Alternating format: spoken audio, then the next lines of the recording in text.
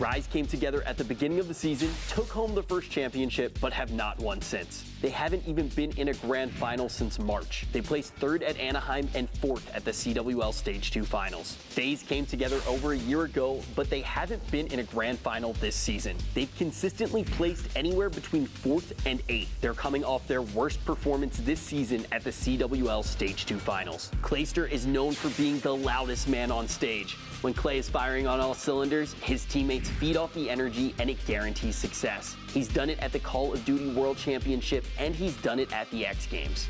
Whoever takes the hardpoint will be in control of the series. evac is all about controlling the outside hardpoint and capitalizing on rotations over to glass. A small mistake here from either team could spell disaster early on in the series. Rise need to close the series out early. Their capture the flag game has been a calling card for them, with Octane holding the highest KD in Stage 2. If Rise are on match point heading into Game 4, expect them to close things out there.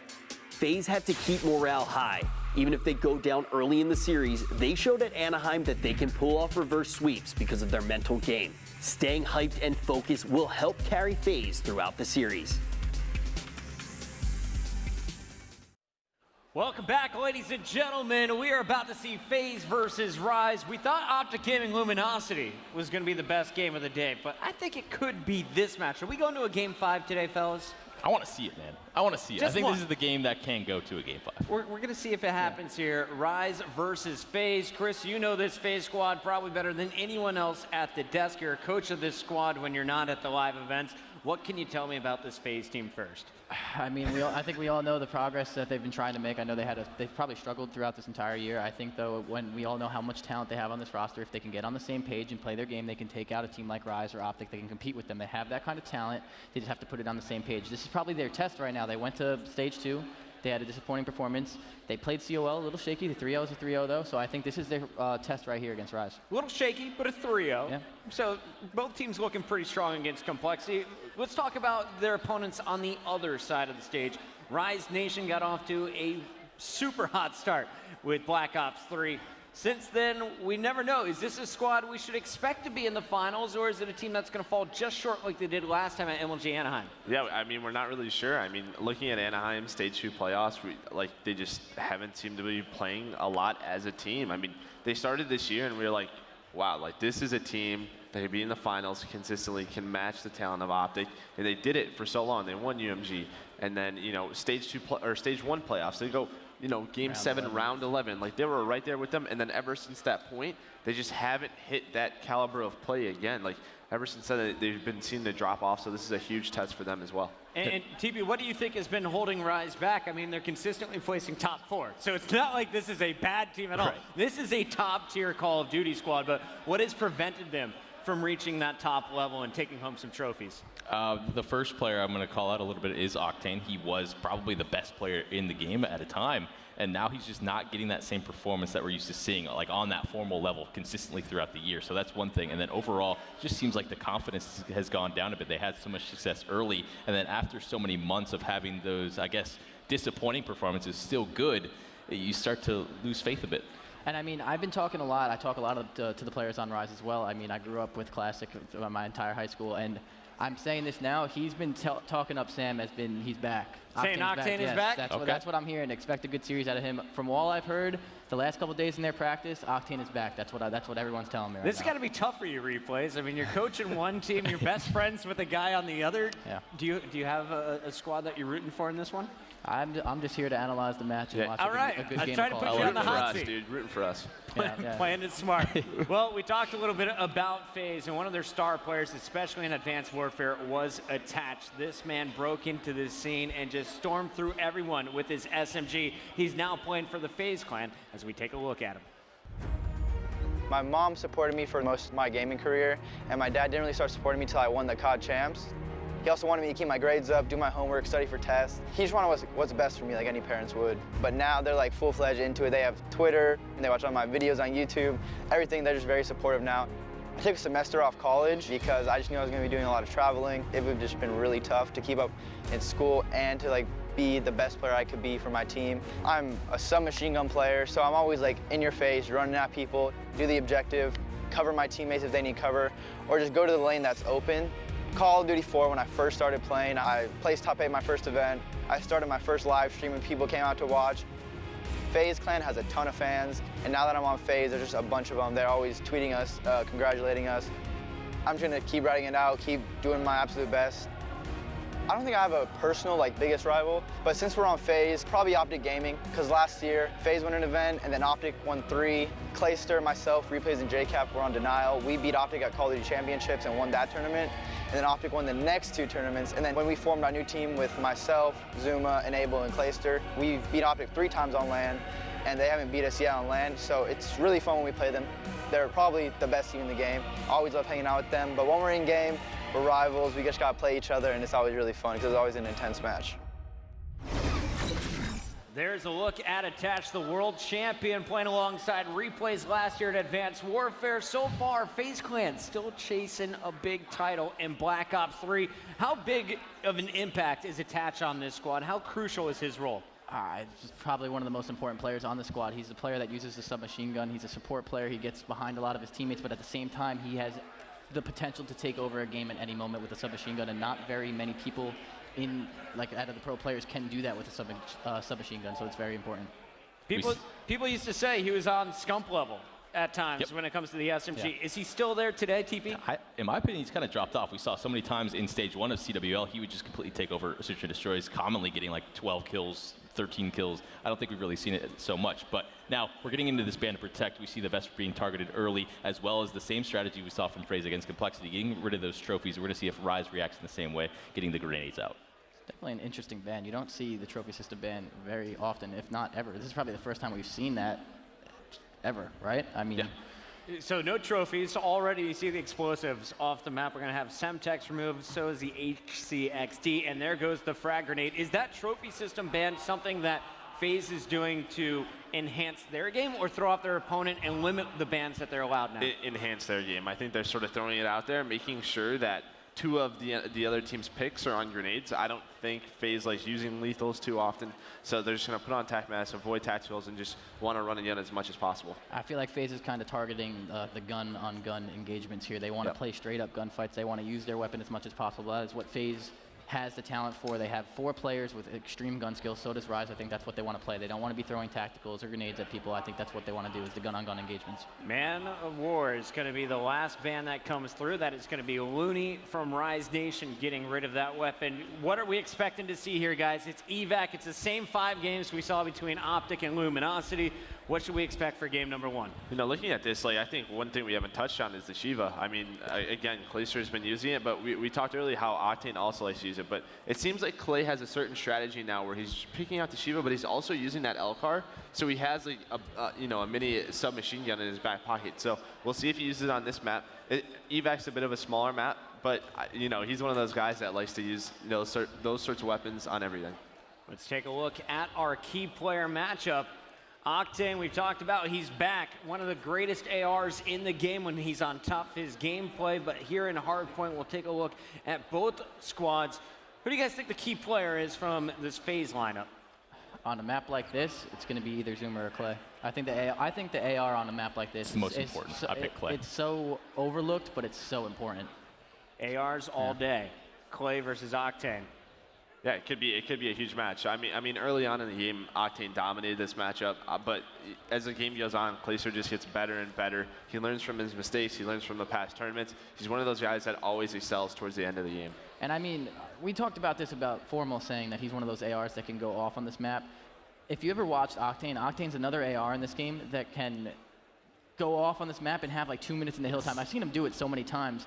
But on the other hand, with FaZe, Clayster has been playing so well. He's getting better and better every event. So this is going to be a very, very interesting matchup. And is it surprising to say that Clayster's getting better each event and that he's not just at the top of his game? Or is this something that you've seen time and time again throughout the Call of Duty? Yeah, I think we've always seen it. In past Call of Duties, he sort of had slower starts just until sort of the metas form, and then once he sort of learns them, he just takes off from there. So, this is just classic Clay. Yeah, right before champs, he usually does a lot of grinding, a lot of VOD watching behind the scenes and stuff. And it's a good time. Yeah. With the big money on the line here, Labor Day weekend, it's going down at COD XP. We're just a few months away, but for now, it's time to get into the first game in our best of 5. It's evac Hardpoint. Take it away, Jack.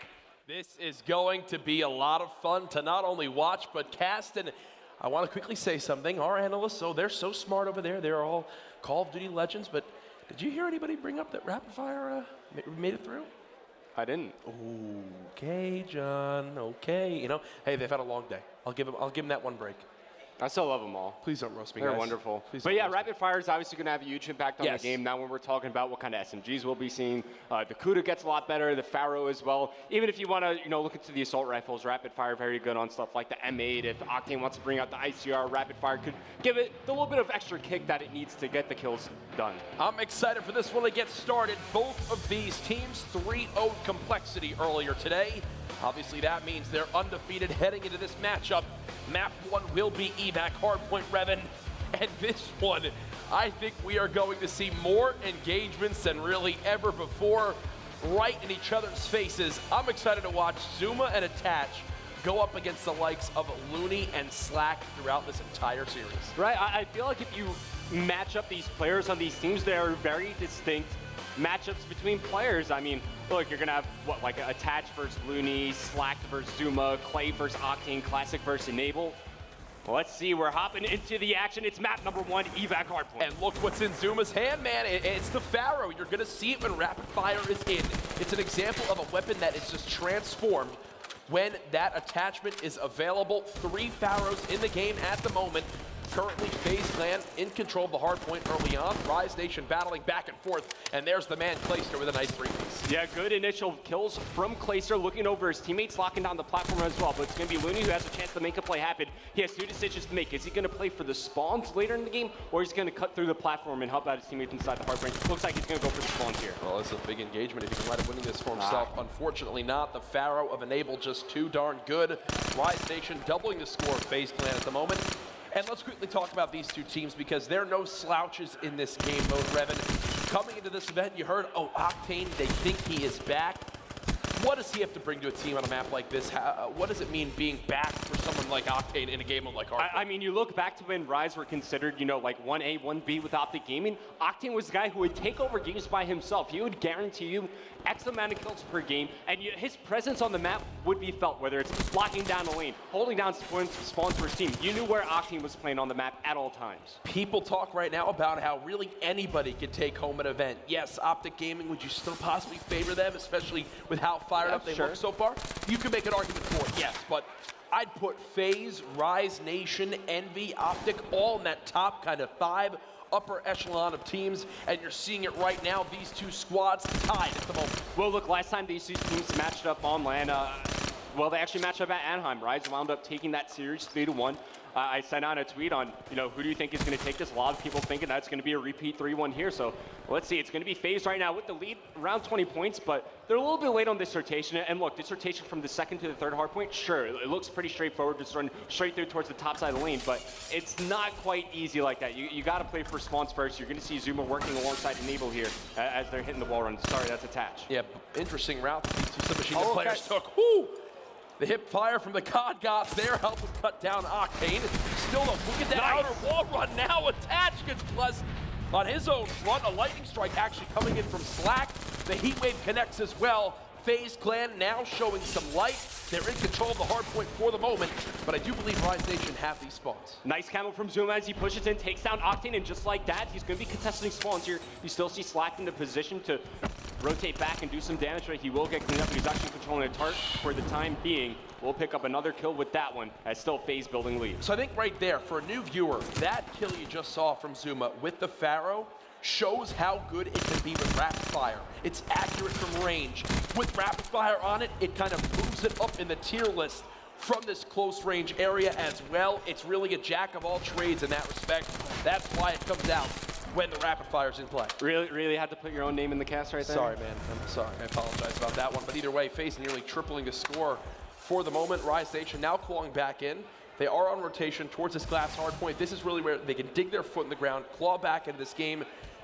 Look at, you look at Looney, 5-11, Classic 7-12, Octane and Slack really carrying this lane for the moment. You just see a little bit more of a well-rounded effort from Rise Nation. Yeah, Octane was on a bit of a spree there, but he does get cleaned up. It's going to be attached on your screen, and he's having a great performance so far. Let's see if he can keep it up. The biggest thing for SMGs is sometimes they'll just slow down their pace, right? And you know, they'll start off really strong, but then they'll slow down towards the later stages of the game. Let's see if Attach can keep up this pace. It's going to be the Tempest Placer. Finds one, gets the second as well on the Slack. Continuing to do damage as he turns around, looking in on the Rise Nation. Spawns will find Octane, but he's going to get cleaned up. That is why the Tempest is the best specialist weapon, in my opinion, Revan.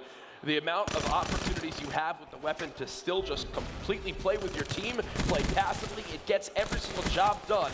And at the end of the first rotation, this game is really all Faze clan. You've got Attach, 17 and 9, but that's really it. It's just Faze doing a better job of getting control of the hardpoint and keeping it in their favor. Rise Nation, they definitely have a ton of room to work with, though, for this second half of this game. They're definitely not out of it yet. Coming around the back, it's going to be Zuma. Finds the intro kill on the Classic. Spots the Shadow. He can't clean up that kill, but it's Attached to follow up as he gets cleaned up. Let's switch over to Slack, who's also having one hell of a performance so far. Force 3 gets heat waved. Him alongside Looney doing some serious damage here on the middle hardpoint. Everybody from Faze gets pushed back. So far, it's a successful hold from Rise. Yeah, this is a great showing, and this is actually one that we've known Rise Nation in a strong app. We did a whole highlight, and you did a Theater Rewind, our 3-to breakdown on Looney and how he stayed alive in this position. All right. Slack earning more streaks again. Now on a 7-streak, double positive at 24 and 12. He's looking for more. Finally, Attach calms him down there, but the damage has been done. Rise have chipped away at the lead. They also have a presence for the spawns in the next hard point, and look in the bottom right of your screen. It's all glowing for Slack. He's got 3 streaks too. Oh man, Octane has a big job to do right here. He will get cleaned up, but meanwhile, Slack is inside the hardpoint, continuing to do damage. We'll find one more player on the platform, can't clean up the kill. Enable on the wall run, he's cleaned up. Scythe is now brought out by Octane inside the hardpoint. Okay. It's going to be Rise Nation with a chance to take the lead. Now this is a great setup for Rise. They've got the, I don't really like that challenge when he was already weak. Unfortunately, I think he slid a little bit further than he was expecting. Heat Wave now being used by Faze. Placer, you saw him on the stairs breaking on it with his teammates. It does look like the trading for the moment has gone in favor of Rise, but then Enable answers right back.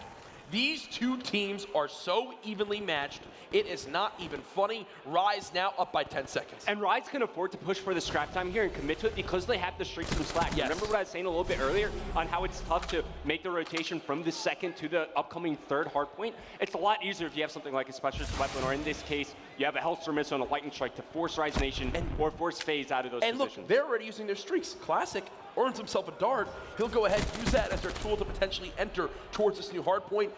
And you can see Kinetic Armor still ready to go from Slack. He will elect a call on this Hellstorm. Spots a couple players, but he actually doesn't connect. He'll be punished as well. Works out though, Octane holding the spawns in Rise's favor, but 3 fall for Rise. Oh, God. Octane desperately trying to stay alive. The Lightning Strike gets called in.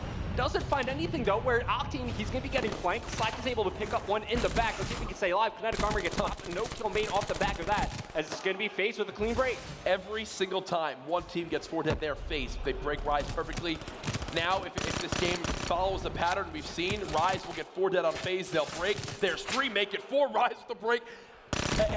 What does that say to you, Revan? If one team breaks, they get all 4 dead, then the next push it happens, the team gets 4 dead, and they repeat the process. It shows that both teams are well organized and they know how to break into a hard point. Play for Swans first, then flood in. But once again, I'm going to go back to the point I brought up about SMG slowing down later in the game. Slack hasn't slowed down at all. 36 and 18 with a minute 4 inside the hard point. Attacher's really starting to slow down here. He's only positive 5. He's the reason his team has clawed back into this game and not only kind of come back, but now taken a pretty nice lead at 30 seconds. Definitely their largest lead of the game. Rise again on rotation, chain together the engagements they need to. They've got a heat wave to work with, Classic with a specialist as well. This is looking pretty solid for Rise Nation at the moment. Rise just need to get somebody else involved. Either maybe get some more interactions on the Looney or even Classic. They need somebody to step up and take some pressure off of Slack, because right now it's just a one-man show. I think the silver lining too here for Rise Nation is their next hard point is one of their arguably best in Call of Duty, which is that middle hill on evac. They still have a 30-second lead. Interesting angle that Octane's holding there. Doesn't work out for the moment, but hey, Rise still in control. 36 and 20 from Slack. Looking for more now on the map. A heroic performance from him, nearly chains a second as well. You got camo available here for Classic as the middle hardpoint's about to pop back up. Octane does wind up pushing in to secure the remaining scrap time. Camo gets popped. He's going to challenge Enable here inside the hardpoint. Looking around, finds the kill as he cleans him up. It's going to be the Tempest being brought out from Placer, but that doesn't get much done. Okay, Zuma, he's trying to get some help inside the hardpoint. Attach is now there with the heat wave. Faze get the break. Now can they not only play for the spawns for the next hill, but lock down a pretty significant amount of time here. It does look like they're setting themselves up to do so. 181 to 150 to score. Faze clan still in control of the hard point, but here comes a Rise Nation push. And in this position, Faze just need to be aware of where Rise Nation are spawning at all times. You know, actively push out those top doors. Rise Nation with a well-coordinated break. It's a clean 4 down on the side of Faze. Rise now starting to push out the cuts as they're looking to secure the final 20 seconds on this hard point. And that right there, you saw that engagement that Zuma lost. Just some shaky shots. Sums up what we've seen from him so far in this game. He's 18, now 19 and 30 with only 45 seconds in the hard point. Attach is basically being on every front as a submachine gun player. We are on board with Rise, though, as they push towards this kitchen hard point.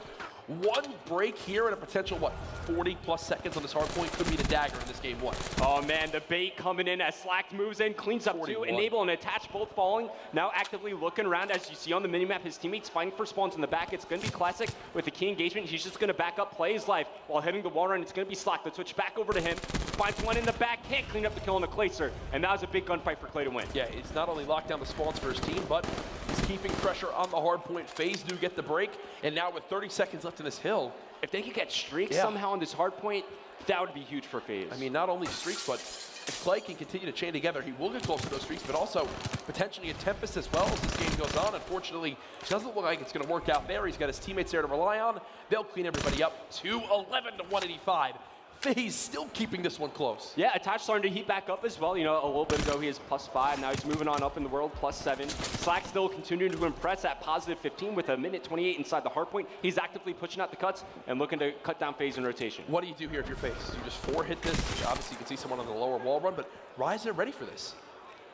I think you got to play for spawns first, and that's what Clay's going to be doing, but that leaves his teammates on the other side of the map to kind of fight alone. It's going to be kills coming in on the side of Rise Nation. A successful hold once again. On the other side of the map, it's going to be Attach trying to keep this push going as he falls, and now you're starting to see the spawns from Faze start to stagger. They're pushing one by one. They need to group up and collectively push into the hard way if they want to break, and they're running out of time. It's camo time. Zuma's got to pop it right away. They know that time is running low, as he just said. 232 to 199.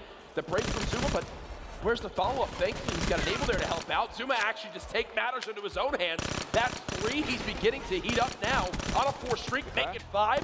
Earns that dart, but either way, every time Faze get a kill, Rise Nation were spawning up still on that hard point, and they were easily able to kind of keep supplying with numbers. Enable just gets overwhelmed inside the hard point. The dart gets called out from Zuma as they're trying to deny the scrap time for Rise Nation. They also have some good position to work with here. Zuma could turn around and take out both players inside the hard point right now. That's exactly what he's going to do. Finds one, looking around for the second. Looks like it's going to be Octane actually above him. Zuma still continue to do damage and be a nuisance. Yeah, this is looking grim for Faze. They need one of the most miraculous holds I can think of if they want to win this game. It's possible. Definitely not over yet. Want to see Clayster use this Tempest right away. He goes ahead, pops it. 244 to 214. They know where Rise are pushing from. If only they had him top glass right now. Yeah. If he was top glass with the Tempest, he gets such a good vantage point, but unfortunately, he's just the player inside the hard point. Classic moves in from behind, will shut down the Tempest. 2 fall from Faze, but they answer right back. Attach now inside the hard point, as slowly but surely Faze starting to come in, and that might do it. A clean break from Rise Nation. As they wind up closing out map number 1. Faze were in control of the hill, but it just seemed like there was a slight miscommunication there. Because Clayster's in the hard point, he's got his back obviously towards that pillar side, and somehow with the Tempest, just gets shot in the back, and basically a scenario just like that on Attach, where he had teammates all around him. And that looks like it was really the thing that just shut the door on Faze's comeback opportunity. Fantastic game 1 to start off this best of 5. Especially from Slack. The guy drops 52 kills, 31 deaths, has 15 defense, and a minute 40 seconds inside the hard point. He's a huge reason, of course, why Rise Nation win that first game. Slack, I'm going to apologize to you, my friend. We did not focus on you near enough that game with you dropping 52. Should have showed you some more love. Great game 1, though, on that evac hard point. Gentlemen on the analyst desk, would love to hear you break that one down. Thank you, Jack. Rise Nation strikes first here in the best of 5, and that was basically the Slack show. We were all talking about it. This is a guy who has been the star on his team since I remember watching him back in Black Ops 2. Yeah, no, Slack's a great player. I've teamed with him multiple times. I think he's one of those players that kind of get overlooked as a submachine gun player. He is one of those players, especially in this game. that has been playing. I haven't seen him have a bad event this entire game. He's done that multiple times, has gone off for his team. He's probably their key player right now. Yeah, we focused a lot on Octane before this match started, and Slack's probably been the most consistent player throughout the entire year. He's always been on this elite level, and you see him just completely take over again. And the man seems to love his rapid fire. Yeah, something we didn't touch on. Rapid fire gets through. You saw Pharaoh rapid fire, something we haven't seen in a long time. But the VMP with rapid fire just dominating. You saw, Zuma switching back and forth, Attach was running it, but I don't know if it was Faze or Rise, but both were obviously okay with it and they added something new. Do you guys like seeing rapid fire in here for the SMG players? I like it a lot. I liked using it a lot when I was playing as well. So I like seeing it I like as well. it. I like a lot of kills. Like you looked at the scoreboard at the end of the game, everyone dropping some big numbers, no one as well as Slack. On the other side, you saw 39 kills coming in from Attach, but what do you think went wrong for FaZe? Why weren't they able to keep up with the pressure that Rise was applying? I think when you have a player like Slack dropping 50 kills, it looked like Zuma was starting out slow. He kind of picked it up very, very towards the end there, but it wasn't enough. I think he has to start out a lot stronger. You look at that FaZe roster and you look to Attach or to Zuma to do what Slack just did, to drop that 50 kill game or something. Obviously not 50 every game, but you cannot afford to have a bad game out of Zuma or Attach, and unfortunately Zuma did not play up to par in my opinion. Yeah, and it just felt like when Rise was rotating to new hills, they were getting majority of that time. Like you saw that third hill right there at the end. Rise was holding it down for a long time. It took Zuma to have basically a 4-piece with camo for them to break it, and then Rise just rotated that glass hill and were able to close the game out. And Joe, you asked something to replays as soon as he came back to the desk. You said, why is Enable running the kinetic right now? Why aren't you giving it to one of the other SMGs? Yeah, so Enable, usually a slower guy. Usually you give your kinetic to your most aggressive guy. I'm thinking Zuma or Attach. Sort of switch that off with Heatwave. Maybe they're just trying something new, but I would really like to see that in Zuma's hands. Every time I see Zuma use it, don't try something new. Zuma, give him kinetic armor. Maybe that's why he struggled. He was switching his classes a lot, wasn't comfortable. He needs to be the player, in my opinion, that needs to step up and use kinetic armor like we see from Saints, from Scump, from some of the other elite SMG players. You want Zuma to be comfortable, because when Zuma's comfortable, he could be on that elite slaying powers of like Scump and them with the submachine guns. All right, well, game one is in the books. Rise Nation has the 1-0 lead, but already you can see Ban and Protect underway here. Overkill was the first thing removed by I believe that was Rise Nation who got rid of it first, then the HCXD, Thermal, High Caliber, Concussion, Rapid Fire, Flashbang. Which one has the biggest impact now going into Search and Destroy? Probably that Thermal. Yep. I want to say that Thermal just because usually when you ban Overkill, you can still use a sniper with the Thermal sight, but now that the Thermal sight's gone, I know Octane is actually very good with the SVG regular scope. Or you can use Varric sight, so it really doesn't matter that much, but I'm very curious to see if he uses that regular scope. I've seen him use it so effectively multiple times, so it's going to be something to watch out for. Now, the Thermal, everyone wants to use that, right? Yeah. What's your go-to if you're not using it? How often do you practice without Thermal in your games? You go to the Varric site, right? Yeah. You definitely go to the Varric site, and you use the Varric site here and there, not too often. It's pretty easy to use. It's definitely not something that you really have to practice much. If you have a good sniper shot with the Thermal, you'll be fine with the Varric site. The normal scope is definitely something that will throw you off a little bit more, though, in my opinion. Yeah, and something to take from the Ban and Protect is you have FaZe banning rapid fire, so maybe they're like, okay, not again. That didn't work out. That didn't work out so well.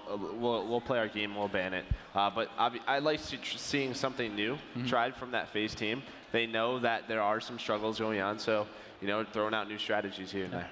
All right, so no specialists being banned or protected here. No big assault rifles to look out for. The Vesper is going to be removed by Enable. What do you guys expect to see? What kind of loadouts are we going to be featured on Breach? I want to see if Attach is going to go to that sniper again. We saw the sort of formal and study battle of the last series. I don't know if we're going to get that same sort of style over towards that B bomb site. It's just so powerful up at top green. And this is one of the maps that I actually do like sniping on a little bit more, just because on other Search and Destroy maps, I feel like people snipe just for the flashy plays, and a lot of times it hurts them more than it helps them.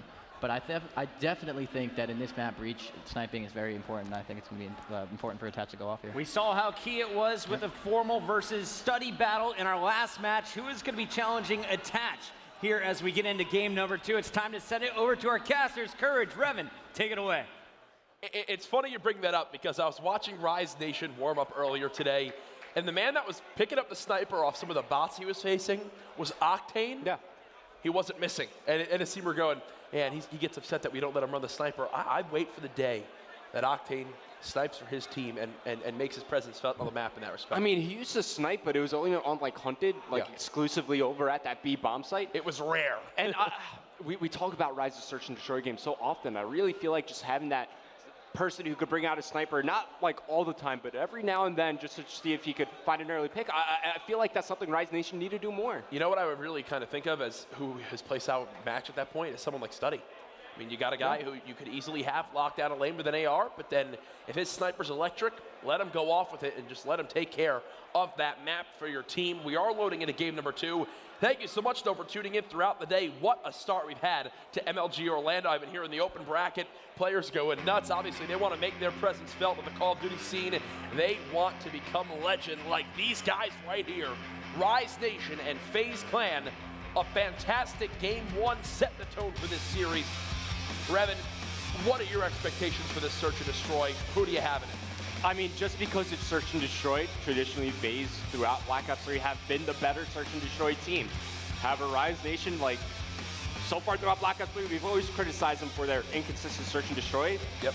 Let's see if they've been working at it all. But once again, we're in a situation where Faze is a team that doesn't choose to pick kinetic armor here, but Overclock makes it through. I wonder how many players are going to be actively running the perk here.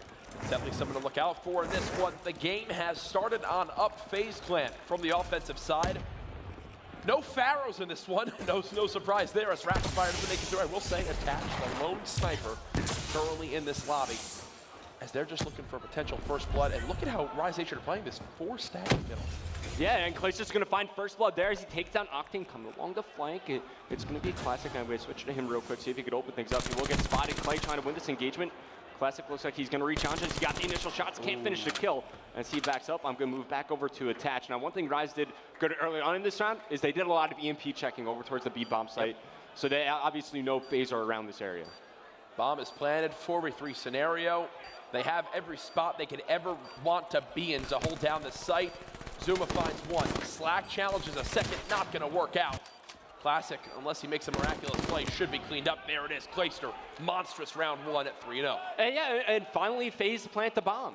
I mean, that's something they rarely did on Fringe. Finally, they get people to look over the bomb planner, give them that safety and security. Maybe it was just because they felt comfortable after getting that first blood and opening it up that they were able to lay the bomb down after. But a good first round for Faze, way to set the tone. Now, what's interesting is I could have told you that Rise were going to 4-hit middle. Yeah. You know, they have a very kind of singular play style on this map, and it is we are going to play top middle and bully you and take control of it. Messes up the trophy, which is actually going to make that timing a little bit awkward. Thankfully, Slack still able to get his net across the map. That's first blood for Rise Nation. Look at how aggressive Slack has been, and when you're able to get such a forward position like this, you're able to do exactly that and just get the bomb down planted towards mid. They know they can, right? They have someone in top broken. They have someone in top AC. They have someone top middle. Where is the flaw in their setup? Answer is they do not have one. Faze left in a tough spot. 3v4 attached, doing what it needs to, checking his corners. And you know, if he plays that one a little bit cheap, gets shot in the back instead of actually watching himself. I mean, maybe the only hole is like if you go on the long flank, but Clay will find one more as he takes down Classic. Now man advantage over to Faze, but 20 seconds remaining. They will spot Slack over near top broken, moving in for the kill. Good to turn around, finds Looney, and they know Slack last one alive. Was over near top broken, attached with that 2-piece with the RK5. There's gonna be enough time to get the defuse as well. A big round from Attach as Faze once again setting the tone early on in the round. Attach picks up 3, gets the bomb defused as well. We didn't get to see it, but Looney just had one of the most awkward rounds of Search and Destroy I've seen. He was playing around that top hut. He first went to peek Attach, missed him, dropped back, went around the other side of the hut. When the other teammate pushed, he misses him as well. There he gets shot in the back. And unfortunately, Looney, who probably could have really gotten both kills to clean up that round, doesn't find either, and it gives Faze the opportunity to go up 2-0. And whenever you're playing a situation like that in Search and Destroy, you just feel kind of weird because you don't necessarily want to commit to one side because you don't have a ton of information at that moment in time. But regardless, it's going to be Faze back on offense, swap over to Attach. He's got the sniper rifle in hand, but it looks like Rise might be a little bit aggressive towards this bomb site. I actually love how he goes ahead and just uses trophies on his sniper class, wants to be able to protect himself. Attach, kind of a Lone Ranger in this round, letting him play how he wants to, go for a pick. I think eventually he winds up over near top AC just to put some pressure over towards mid while his teammates are getting the objective down. Makes a lot of sense.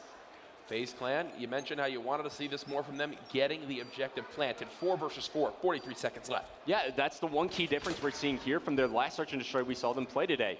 Bomb down early on, no kills made just yet. Zuma using the corner, we'll spot 2 players from Rise right there. Attach, trying to lock down the middle of the map with that sniper rifle. Might find some action a little bit later. They've got to begin to make a play. Nice job by Looney to get the first blood, but he actually missed the wall run.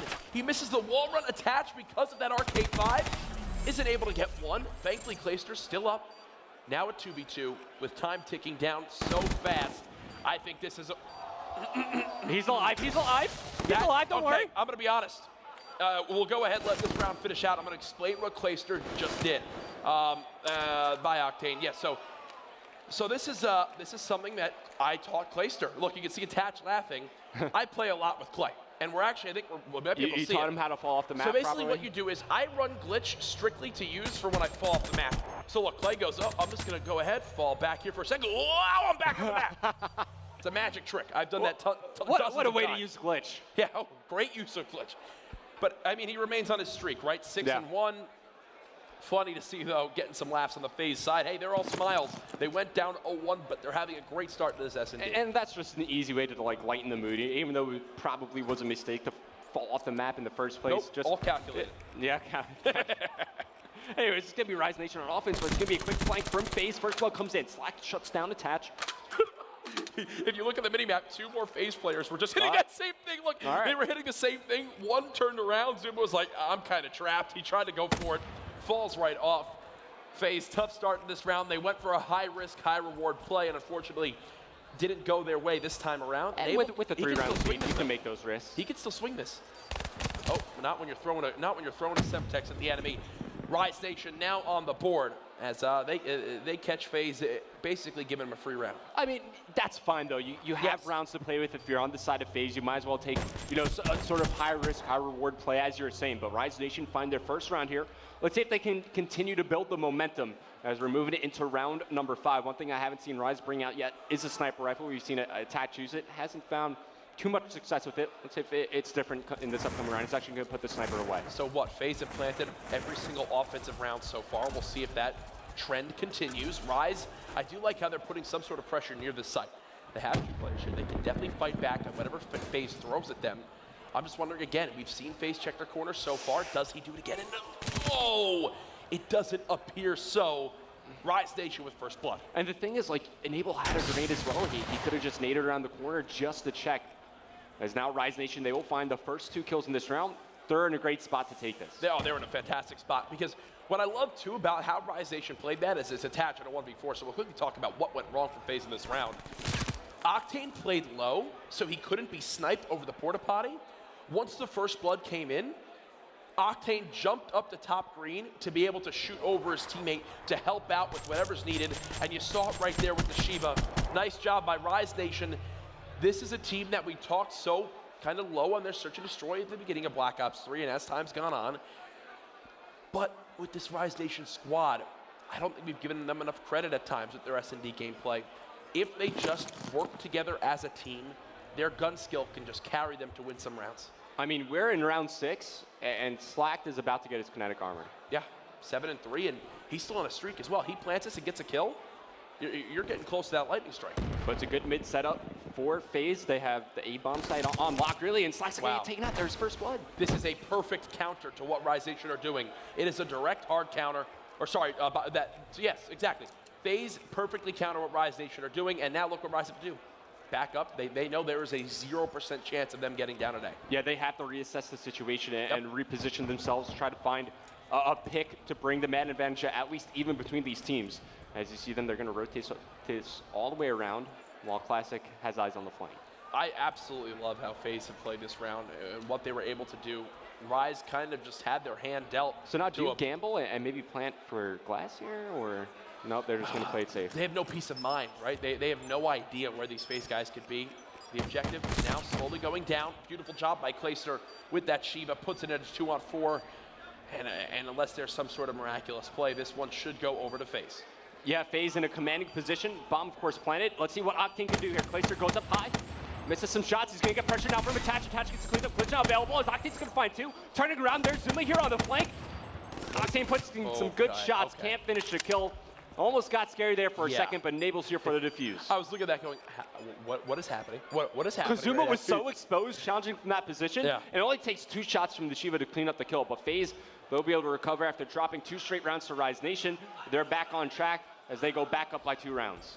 Here, just from Abel's perspective, you can just tell he was waiting for Octane to peek on out. There it was. Faze back up 4-2. And now my question to you is this. Is it time for the sniper to go away on offense for Faze? Well, they actually put it away on the last offensive round. Okay. Let's see if they're going to bring it back out. I don't think it's the right thing to do just because he didn't find any success early on. It's already done its job because Rise Nation felt the presence. They knew the sniper was in play. Yep. And you saw how they altered their defensive setup on the last defensive round they had where Octane was playing low.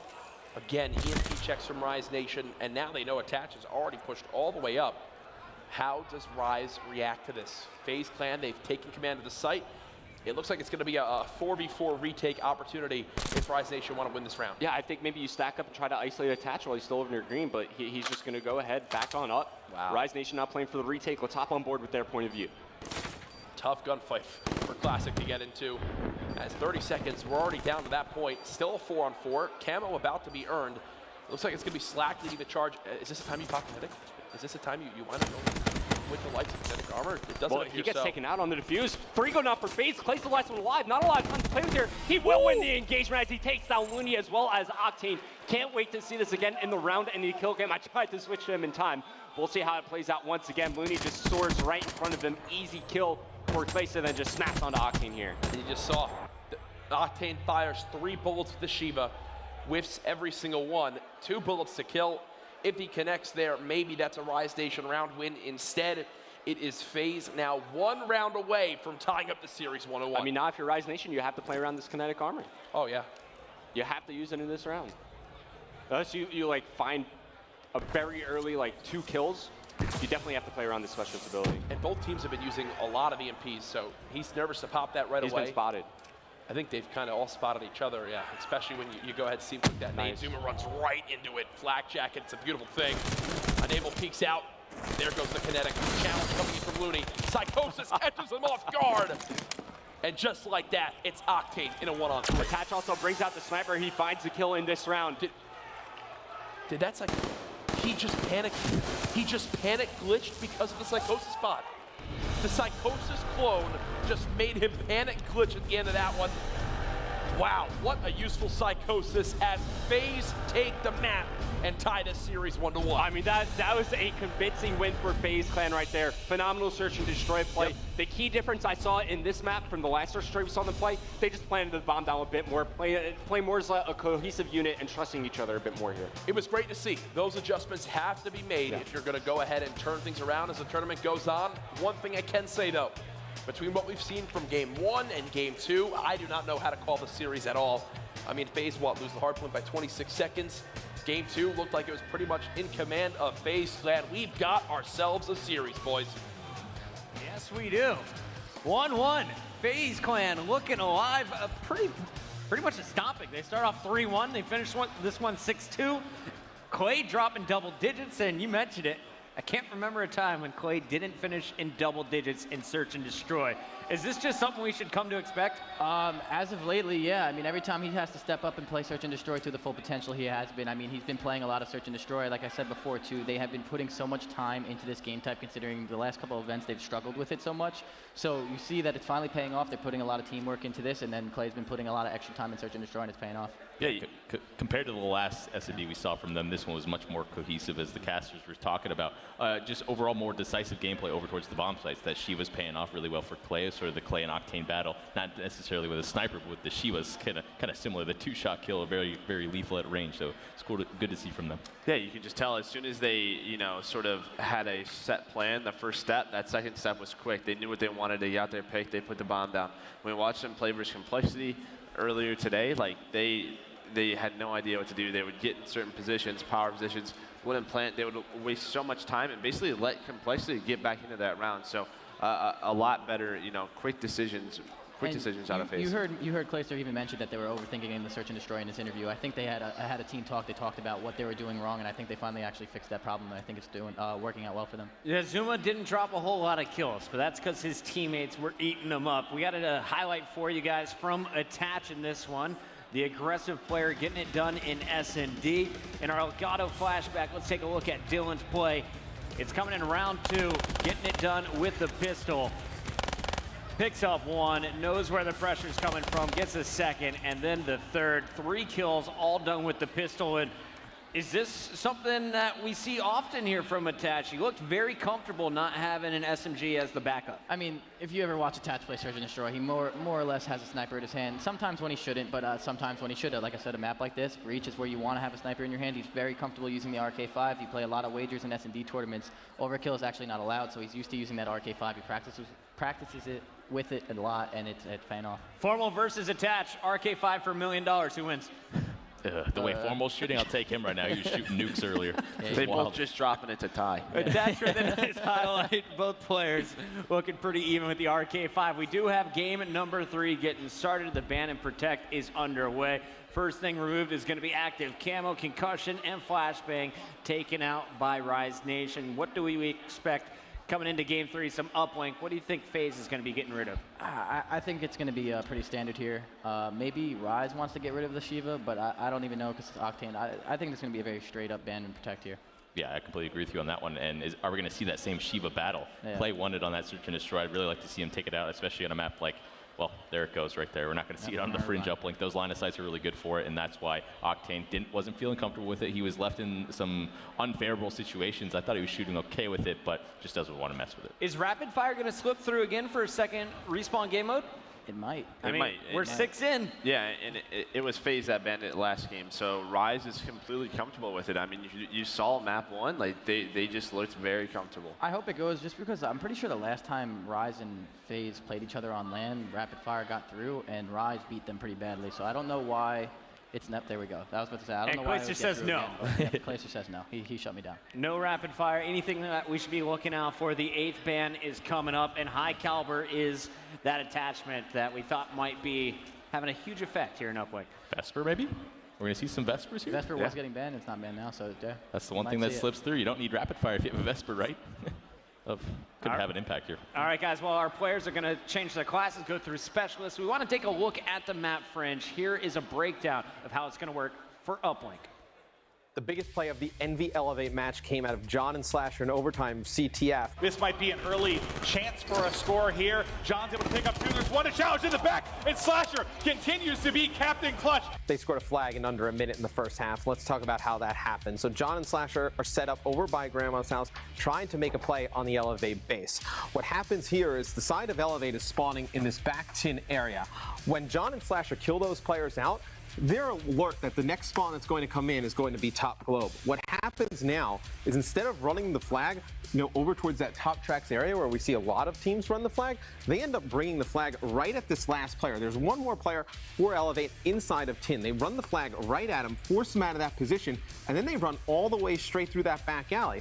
What that does is it forces the spawn of Elevate up on the top side of the map, and it gives them a pretty bad route to try and make a play here. They spawn over in top globe like we were talking about before, and their only 2 options are to go down the middle of the map or go all the way down tracks. Envy was able to lock those areas off pretty easily. I mean, they have John up in top Grandma. He's able to watch the rotation back towards the middle, and when the guys on Elevate tried to get down tracks, make a last-second desperation play, JCap was waiting at the end, able to pick up some kills to secure Envy that win against Elevate. This might be an early chance for a score here. John's able to pick up 2. There's one to challenge in the back, and Slasher continues to be Captain Clutch for this side. He's got 1 more to beat his teammate. John's picked up 3 mid-map. That's 4 down for Elevate, and we'll watch the cap go home. And you look at the mini-map, Elevate's going to have to funnel all the way down tracks. It's going to be empty there, but it does not look like they're going to even get it. That's a quick one. Great breakdown right there from Mr. X. Always beautiful to hear his voice.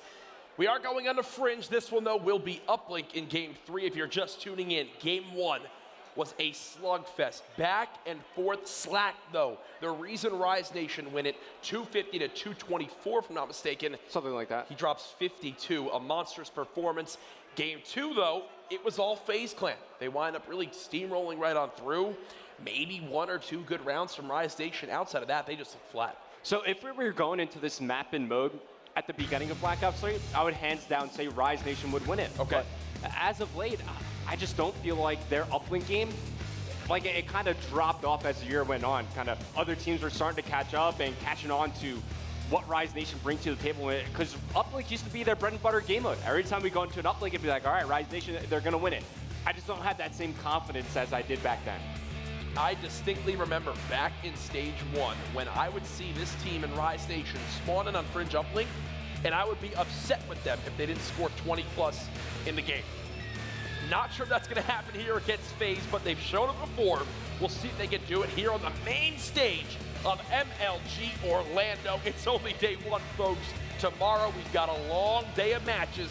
We'll see who will rise out of that open bracket to make it into pool play. I see what you did there. I didn't really mean to do that. I'm sorry again for the really below average puns. And then obviously Championship Sunday, where $100,000 will be given away. To kick this one off though, we're watching Octane as he's holding it down from Elwall. All right, Looney gets the initial 2 kills, and Rise Nation, they should be pouncing on this. The drone was picked up momentarily by Faze, but unable to toss it forward for yards. So top over to the drone carrier. It's going to be Looney, and this is another game where overclock does slip through, by the way, so these specialist weapons and abilities will, of course, be seeing more use. So you immediately saw Rise grab the drone and just pass it forward towards that top barn window. Yeah. Classic should definitely go for the 15 here, and what we mean by 15, if you're new to playing Uplink, certain areas of the map, say on top of buildings and certain outskirts of the map, if you throw the drone there, it'll take a full 15 seconds for it to reset. So Rise Nation, they can spawn up, they can push up the map, look for kills like they're doing now, and retake map control. It was the right decision to make, because now look at your mini-map. Rise chained together 3 kills. They've got a player sitting front barn. Nice. They're looking pretty solid at the moment. Big kills from Zuma right here, as it's going to be off the Clayster trying to maintain some sort of map control for Faze. Takes down Slacks, so they no longer have to worry about top barn. Looney looked like he was trying to go for that high wall run, but he will get cleaned up by attach, as Faze should be able to stabilize here. And this is what we talk about, the back and forth between these two teams. It happened in the first respawn. I wouldn't be surprised to see it again here. Clayster going with that Psychosis. They used it last game. It worked so well for him. It looks like he wants to go ahead and use that tactic yet again. Every time a team is pushed up so far on the map, Brevin, they get close enough to maybe go for a throw, and then it just doesn't go their way. I feel like that corner at tracks, you always have to check it. It's getting to be like a very common spot just to wait in it if you're just trying to catch a player off guard. Yep. Just take, you know, the extra second and a half and check that corner. Had Clay done that, maybe Faze would have been able to get a toss off at least. Interesting to see that Classic just kind of flies right out on Enable, tries to play the aggressive challenge. Doesn't work out for him there. Rise still chaining together some kills in their base, which should prompt them to grab this drone. There it is, and now they'll push up the tracks. This is the best chance they've had to score so far this game. Faze gets unfortunate spawns, though. They should be in position to go for the defense here. Nobody there for the interception, so first score does come in favor of Rise Nation. Classic pops the Psychosis, trying to hold on to barn control. Now it's 1-0 Rise Nation after the first 2.5 minutes of this first half. Talk to me about the preferred versus less preferred side here. What's the type of lead you want to see from, say, Rise Nation going into the half? Well, first, on both sides, you have the opportunity, of course, to go for the spawn trap, but it's a little bit easier when you're pushing this top side of the map and you're trying to score over near your barn, because the other team spawns out over near your back alley, and it's such a narrow area to try to rotate backwards. You can push up over near where the CTF flag is, and just hold that position, and it's just so tough to rotate back from. Granted, when you're on the side that Faze on right now and you're trying to attack Grandma's, if you're able to block off those globe spawns consistently, which sometimes it's tough to always dedicate a person towards that side of the map, Rise Nation will then be spawning here over at Auto. And once again, same scenario as Faze, narrow area to rotate back from, easy to spawn trap and cut off. And look at this unorthodox type play we just saw from Faze. Try to make a play through Tin. Unfortunately, the ARs of Rise, they're just pre-aiming Tin door, they're pre-aiming middle map, and Faze just run into M8s and Man of War. So it doesn't work out as maybe they would have hoped. How does Zuma try to play this one now with the drone? Clayster's clearing out middle. Doesn't look like he's going to be able to force it through as Rise Nation chain together 3. I feel like that might have been a misplay for Faze. I mean, normally when you run the drone towards that side of the map, you have somebody like pushing towards the top side of tracks, and you wind up tossing the drone over the cardboard wall.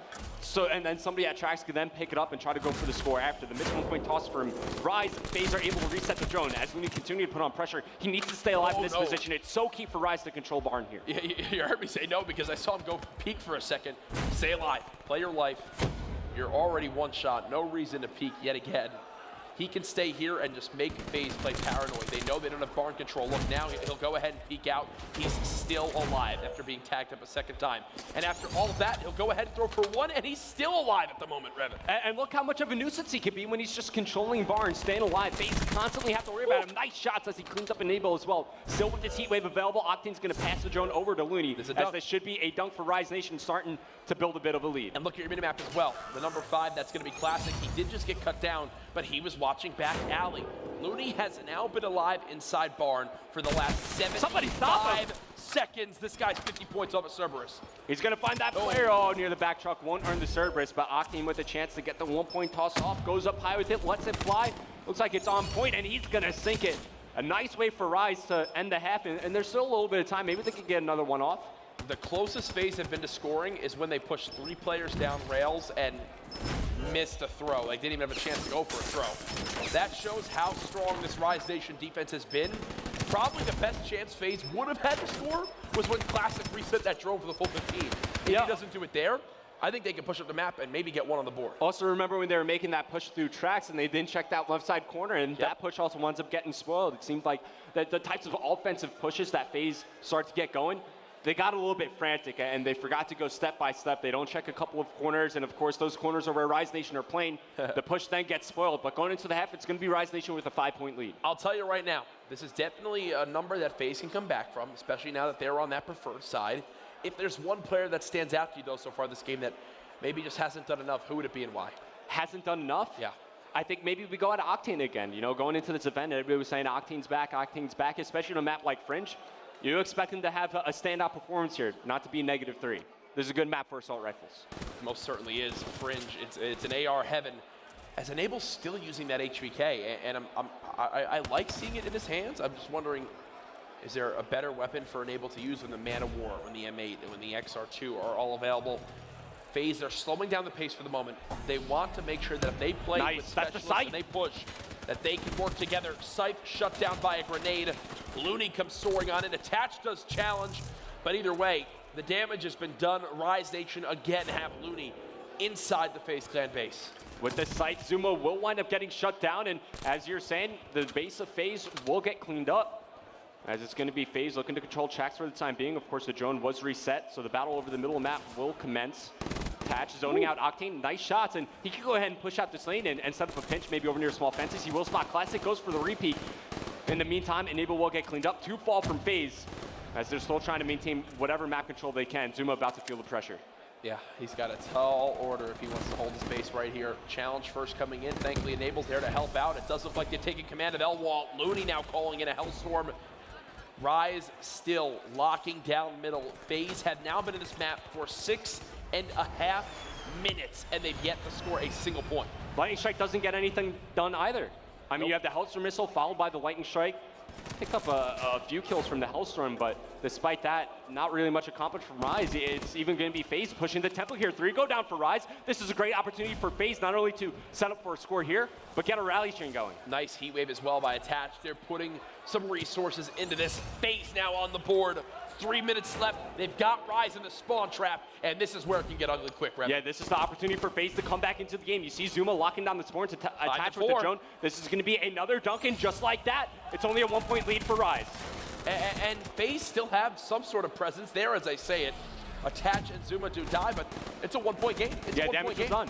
Oh, and Clayster's going to find 3. Go for the 4th. He's going to delete Flack off the map. I'm done.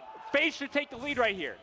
Clayster just said 1 clip is all I need. Shreds through Rise Nation, and now he can go for the game-tying throw. No, instead he wants to dunk. Go! Oh, no. We got to keep an eye on that. That might come back to bite them. I know I just like a 14-year-old girl, and it was distracting, but we have to keep an eye on that because Rise are now still up by 1. There was a guaranteed 1-point play. We'll see how it plays out. It's going to be Rise Nation now trying to push through the auto side of the map. Pressure here as Clayster will get cleaned up. This is going to be a score from Rise. Oh, they're going to increase their lead. How does that happen? How does that happen? Rise it's Faze's base is now Rise's base. Classic with the grenade 2-piece as well. But don't challenge that with an RK5. I can promise you that won't work. But either way, they're looking to pile on the scores now themselves. Classic goes for the 1-point toss, and he's going to sink it, one of the tougher ones to hit. As in the span of a couple of seconds, Rise Nation has now rebuilt the lead they once had. It's a 2-possession game separating both these teams, and Faze have to set up for that train once again. That's a sign of a fantastic team, right? That they not only get control of their base, but they go ahead and push it back alley. They realize, hey, we have an opportunity to get a timing on them, catch them off guard. They push on through, they get a couple kills, they dunk it on in, and now they're back up by 4. Okay, so Zuma's going to pick up the drone. Enable here acting as a lead blocker with the HVK. He's going to get heat wave. The toss goes off, and they do sink it. So it's only a 3-point lead for Rise, and there's still time for Faze to get this done, but through the heat wave, Looney's able to find the kill onto attach. Clay picks up the drone, going to toss it back to his teammates who are coming off respawn. As this is now a desperation play from Faze. They got to go, and they got to go now. Just keep free-firing this enable. Oh, he runs out of ammo. Faze still do not have this drone. Clayster, though, is Clay's on not point. missing with this M8. They have 3 up. They're in control of rails. Now you need to rally. These next 4 engagements need to go their way. Let's see if they can make it happen. Clay leading the charge, Stay alive, Alcar in hand. stay alive. With the drone, though, Zuma's going to go around towards the front side of the barn. Could get a 1-point toss here. He's going to let it go. Looks a little too far. But Attach is here to try to keep this one going. One more defender to get past. He's going to get some help as well. You see through the X-ray vision, yeah, there's no way he's going to get that score. And then, Jack, I think that's going to do it. I feel like FaZe just kind of panicked, Revan. I mean, they had a push opportunity still. That'll just get reset. 15 seconds remaining. This one is done. Rise Nation will take another very close respawn that I know FaZe will look at this one. They'll look back at this tape and go, we definitely should have won this series 3-0. I mean, it comes back to that one play we pointed out when Clay decides to force the issue, going for the dunk to take the lead, which is a respectable play to make, just going for the lead. But had he settled for the 1-point toss, you got to figure they're able to stay alive. Maybe after that 1-point toss comes in, continue to trade kills. Maybe they hold on to control of Barn, and it's a completely different game. I think the big thing to point out as well is if they get that dunk, the drone resets the middle map or a score in any way. Yeah. Instead, because they try to force that dunk in, it drops on the ground. Rise Nation grab it. They push it back alley.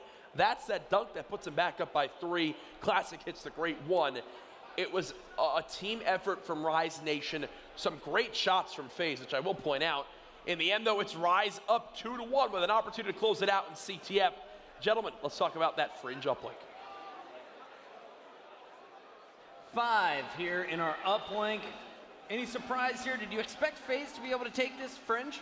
No, I did. I mean, the way they were playing it, that was a pretty back and forth game between both teams. When you have a team of these, like both of these calibers right now playing against each other, it's going to go back and forth. And you know what it's going to lead to? A mistake like what we just saw with Clay and the drone. You have to get a 1-point play out of that, because if you get the 1 point, it resets, it goes to the middle, your team can get map control. At least a 1 point. There could have been a couple of times he could have thrown it, and he decided to go for the 2. He ends up getting blocked, and that's the mistake that changes the game. TP, you are the objective guy on your team. You are always the one controlling the drone. What frustrated you most watching this? That play where Clay got greedy going for the dunk was pretty cringy to watch, but overall we harp on stats, slaying. FaZe was out slaying. It's about getting the kills at opportune times, though. There's so many times where, for that play, for example, if Clay just hits that one and completely slays, stays alive at Barn, it creates another scoring attempt, and you build your streak. There's so many things, so many benefits to playing a more conservative style. They were too greedy. They got punished for it. Rise did a good job. Joe, you kept pointing at the scoreboard. You said you want to see more Looney. What was Looney doing specifically for Rise Nation in this game that had you hyped? I mean, he's a player we don't necessarily talk about too much, but there was a play where he just stayed alive for such a long time in that barn, and that led to them, getting these 5 points. It's this whole segment right here. He's doing such a great job staying alive, and that's allowing his team to have map control. And this is, they're passing the ball, and they get 5 points in about a minute. Yeah. They just ran up the score right away. And when you have a player like Looney who's up there, who's hitting his shots, who's constantly moving around, what do you do to counter this? Basically group up as a team and rotate back and get that barn control. That's why he was able to pick apart the FaZe lineup so well. He just, every time he was in an unfavorable situation, you saw him just peek out, shoulder peek real quick, make sure the players on FaZe saw that he was in that location, and then just played his life, stayed alive. You saw those gunfights. You don't even need a good shot for those situations. He's literally shooting at players that aren't even looking back. That's why a player like Looney is so beneficial on the team. Yep. Looney doing work, but it was a team effort. You mentioned that FaZe outslayed him, but Rise gets the win. When you're playing uplink, for everyone at home who wants to get better at this game, where are the key areas to focus? When do you know to put all of your pressure on the objective and not worry about trying to get the kills around the map? I mean, it's all about, you go for the objective once you know that you have numbers, because once you pick up that objective, you have the drone in your hand, you don't have a weapon in your hand anymore. So technically, if you pick it up and it's a 4v4, it's actually a 3v4. So you want to make sure you have at least 2 down or 3 down, because once you have those players down, you know you have your lead blockers and you can go in front of it. That's why when Clay got that 4-piece, he's the first one with that drone. You have to make sure you throw that one, but instead, like I said, it goes all downhill. You have to make sure you have your players and you have your lead blockers if you want to go for it too. Knowing the FaZe mentality, does this loss crush them right now, or is this a squad that's going to be able to rebound in Game 4? No, yeah, I definitely think they're able to rebound. It's a CTF again.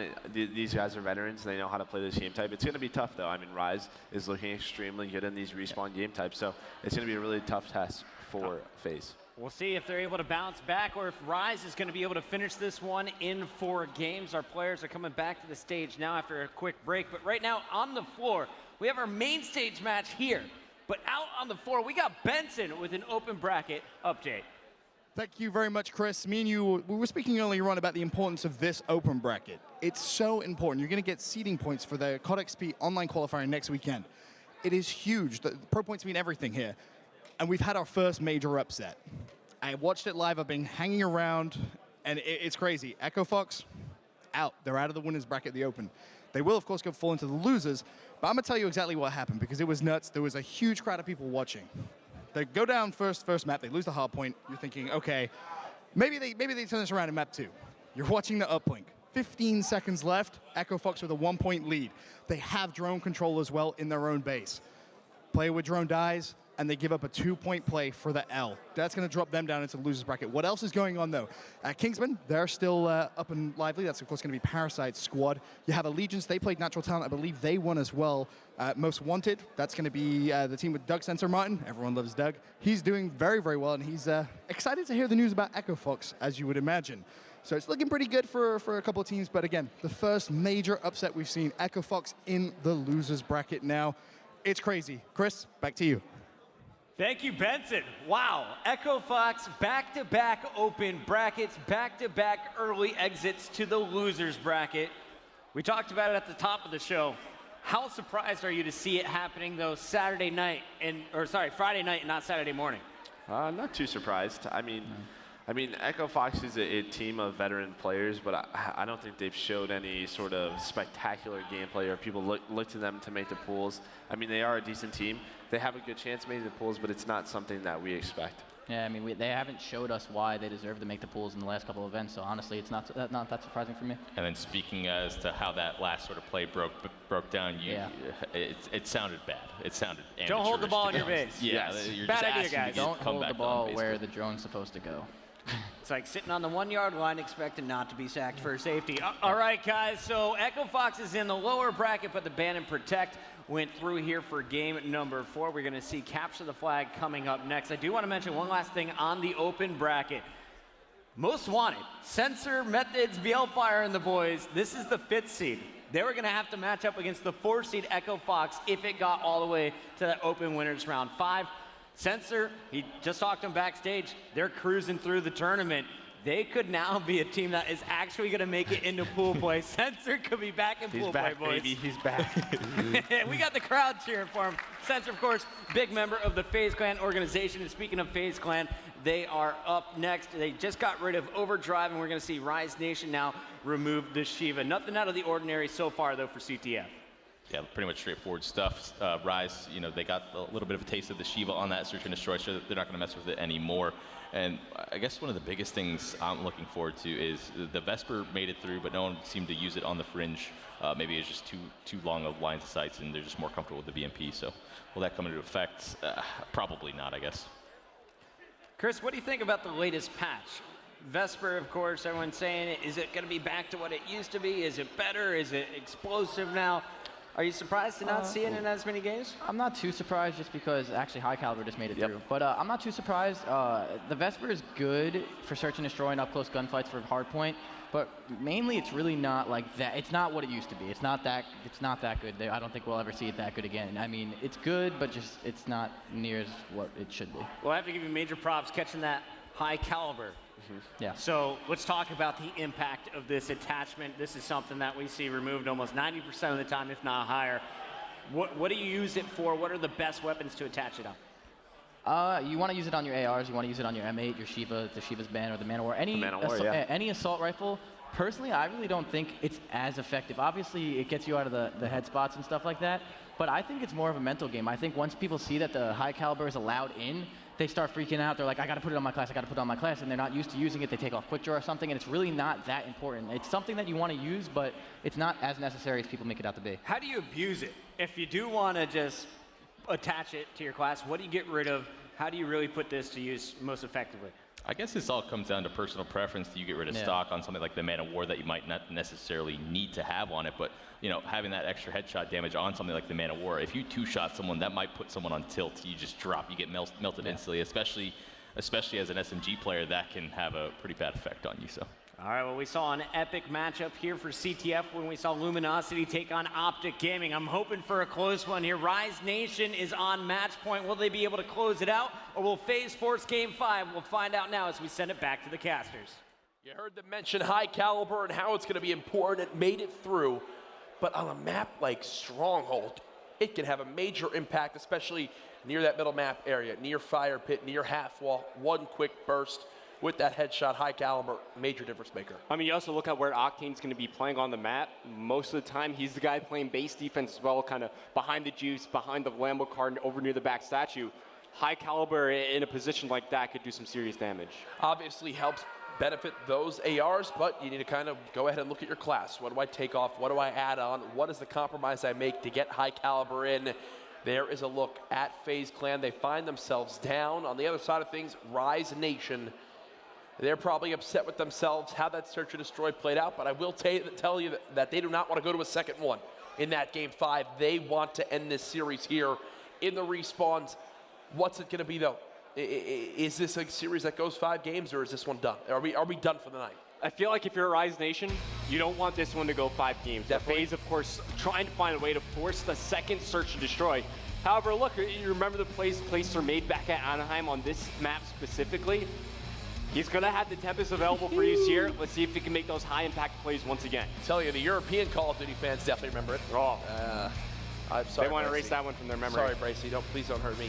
We're ready, though. It's going to be game number 4, Rise Nation and FaZe Clan, 2 of the top, 4 teams in competitive Call of Duty. Octane doesn't even have high cal in his class. Okay, so you don't need it. But that's been shown before. Yeah. That does not surprise me at all. I feel like it's definitely something, if you have the room for it, you want to put it on. I mean, he's only using, I guess, 2 attachments and quick draw on stock, plus he also has the red dot sight. FaZe Clan are spawning in with 4 high caliber M8s in this game. Oh boy. 4 high caliber M8s. Nobody on Rise with it. Every single player on FaZe with a high caliber M8. Octane forced to back up. He's going to give up position near the middle of the map, and that could allow Clayster to push on forward, but you see the pressure coming in from Mansion. I'm going to switch over to Zuma as he's looking to find the kill in the defender here. Every single player with the exact same class. FaZe already in Rise's base. You can tell this was a setup play, and they're going to go ahead and charge right towards Mansion. All right, well, that's they a have cap. not died yet, and that will be a capture for FaZe in the first 40 seconds. What a way to set the tone early, and if you see the remaining members from FaZe as well, they're setting up to keep the pressure going. So as Zuma picks up this fly cap, I'm going to switch right over to Clayster. He's setting up the pinch right through bunker, shooting Slack in the back. We'll finish the kill there. High caliber coming into play. One more defender to get past. It's going to be a 1v1, Clay versus Looney. Well, actually, a 1v2. His teammate's one's right next to him, but Clay, it doesn't matter for Clay. He's going to switch over to the L card, looking to finish his skill, and he can't do it. But his teammate is there to continue the push, and able finding one, make it 2, all 4 down for Rise Nation. This should be another flag cap for FaZe. And Attach still has that AR. They have no answer to this many assault rifles from FaZe, and this push is not done. Look at the minimap. Enable is still there. Being such a nuisance in the back of the base, Zuma will get the flag cap, and look at those pretty score streaks coming into play. We've only played 1 minute, 20 seconds of this map. FaZe have capped 2 flags, and now you have Zuma fully streaked out, and he's only got 3 kills. That is one of the best starts I think I've ever seen to a CTF. Would you agree, in Black Ops 3? I mean, yeah, how could you argue against it? He has 2 flag caps on a 4-3. Somebody's got to stop him soon. He's already more than 3/4 of the way to his sight. Yeah, that's ridiculous to see in just 1 minute and 40 seconds.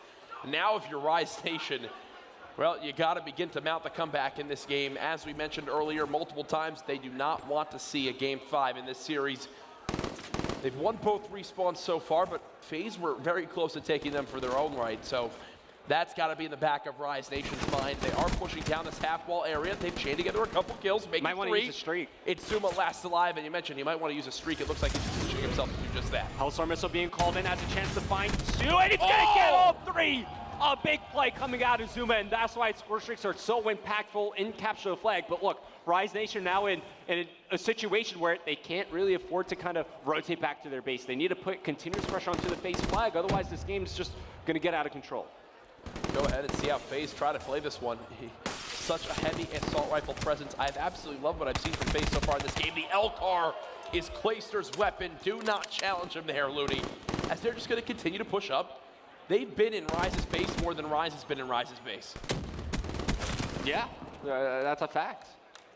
I mean, you saw Enable trying to set the push there through the pinch from bunker.